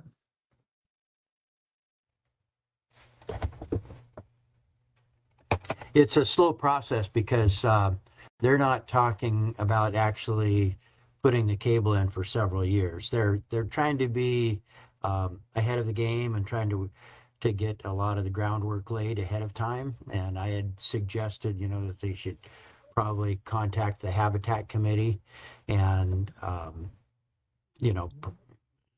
begin there. But at this time, I'm not sure what all they have done on their side. Maybe they learned from. I should know more. No, I say maybe they learned from the RTI thing up in Northern California.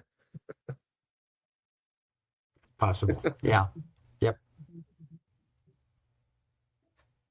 Hey, Carrie, a question for you, point of clarification. Obviously, we have the Google Doc that's available now. When we firm up what we're going to, the draft that we send to the MPC, do you still want folks to comment on the Google Doc version of it, or will you be shutting down the Google Doc version of it once it's sent out to the Marine Planning Committee? Yeah, I'll shut it down. And what I do when I remember is I put a big note at the top of the Google Doc that says no more comments here. I learned this from Jennifer Gilden with the Habitat Committee, and then I gray out the text. And so at that point, that'll be switched to a Word document, which will email out. That would be the best. But certainly people can, until it says otherwise, people should comment on that Google Doc, unless you want them to hold off for a little while. Nope. Arlene. You answered my question, Carrie. I was, I'm sort of thinking of our Habitat Committee process where we do most of our editing in the Google Doc. So I just wanted to clarify what the process is for MPC. So the draft report is at a place now where we can comment on it in Google Docs, or do you want to continue to work on it before anybody comments on it within the Google Doc? Well, I was gonna I defer to Mike on that. He's the lead author of this. Do you want people to hold off commenting on the Google Doc for now, Mike, or what? No, if people have comments on what's included within the Google Doc, let's try to address those before we send it out, because it'll save you time, energy, and effort once we get the people's feedback on the draft that we send out.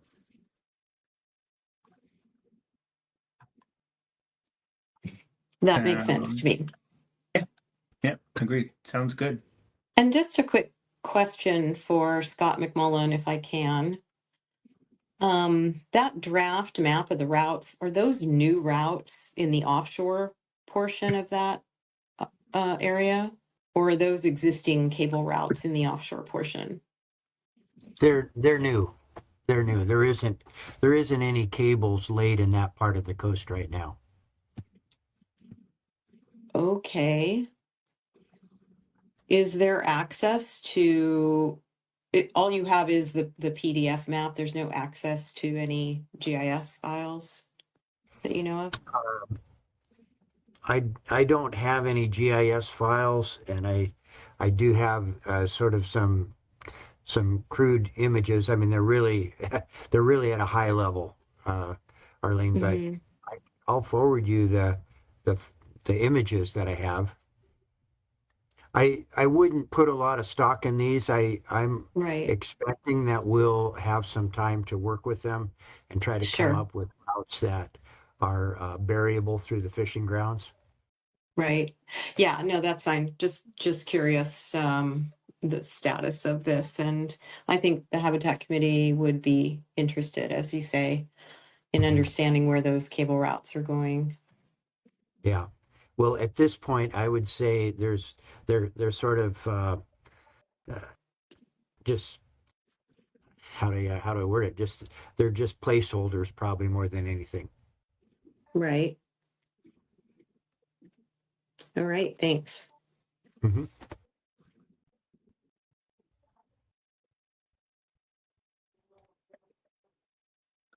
Thank you, Scott. Thank you, Arlene. Any other questions, comments? We're getting close to wrapping up here. Aw, Halloween.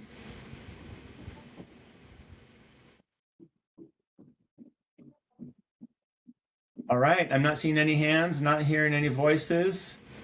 Then I'll look to the co-chairs, Mike and Susan, if to see if there's anything else. I don't think I have anything else to share at this point. I think we got our game plan together, so I'll look to you guys if you have any concluding remarks, and you can adjourn the meeting. Thanks, Gary. I just want to say thanks to all our presenters and members of the public who attended, and appreciate you all being here and participating. And I think we have a good plan going forward. I know Jessica's already making some progress on the written report, so I think we're good. Appreciate you guys. Ditto.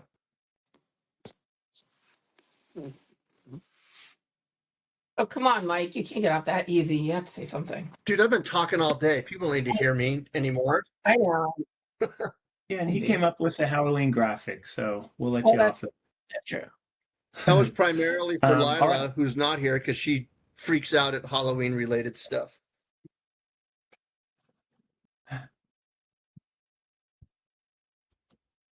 All good. All right, then. Thanks, everyone. That concludes this meeting of the MPC. Have a nice weekend. And All right. Thanks all. Thank you all. Thank you. Bye.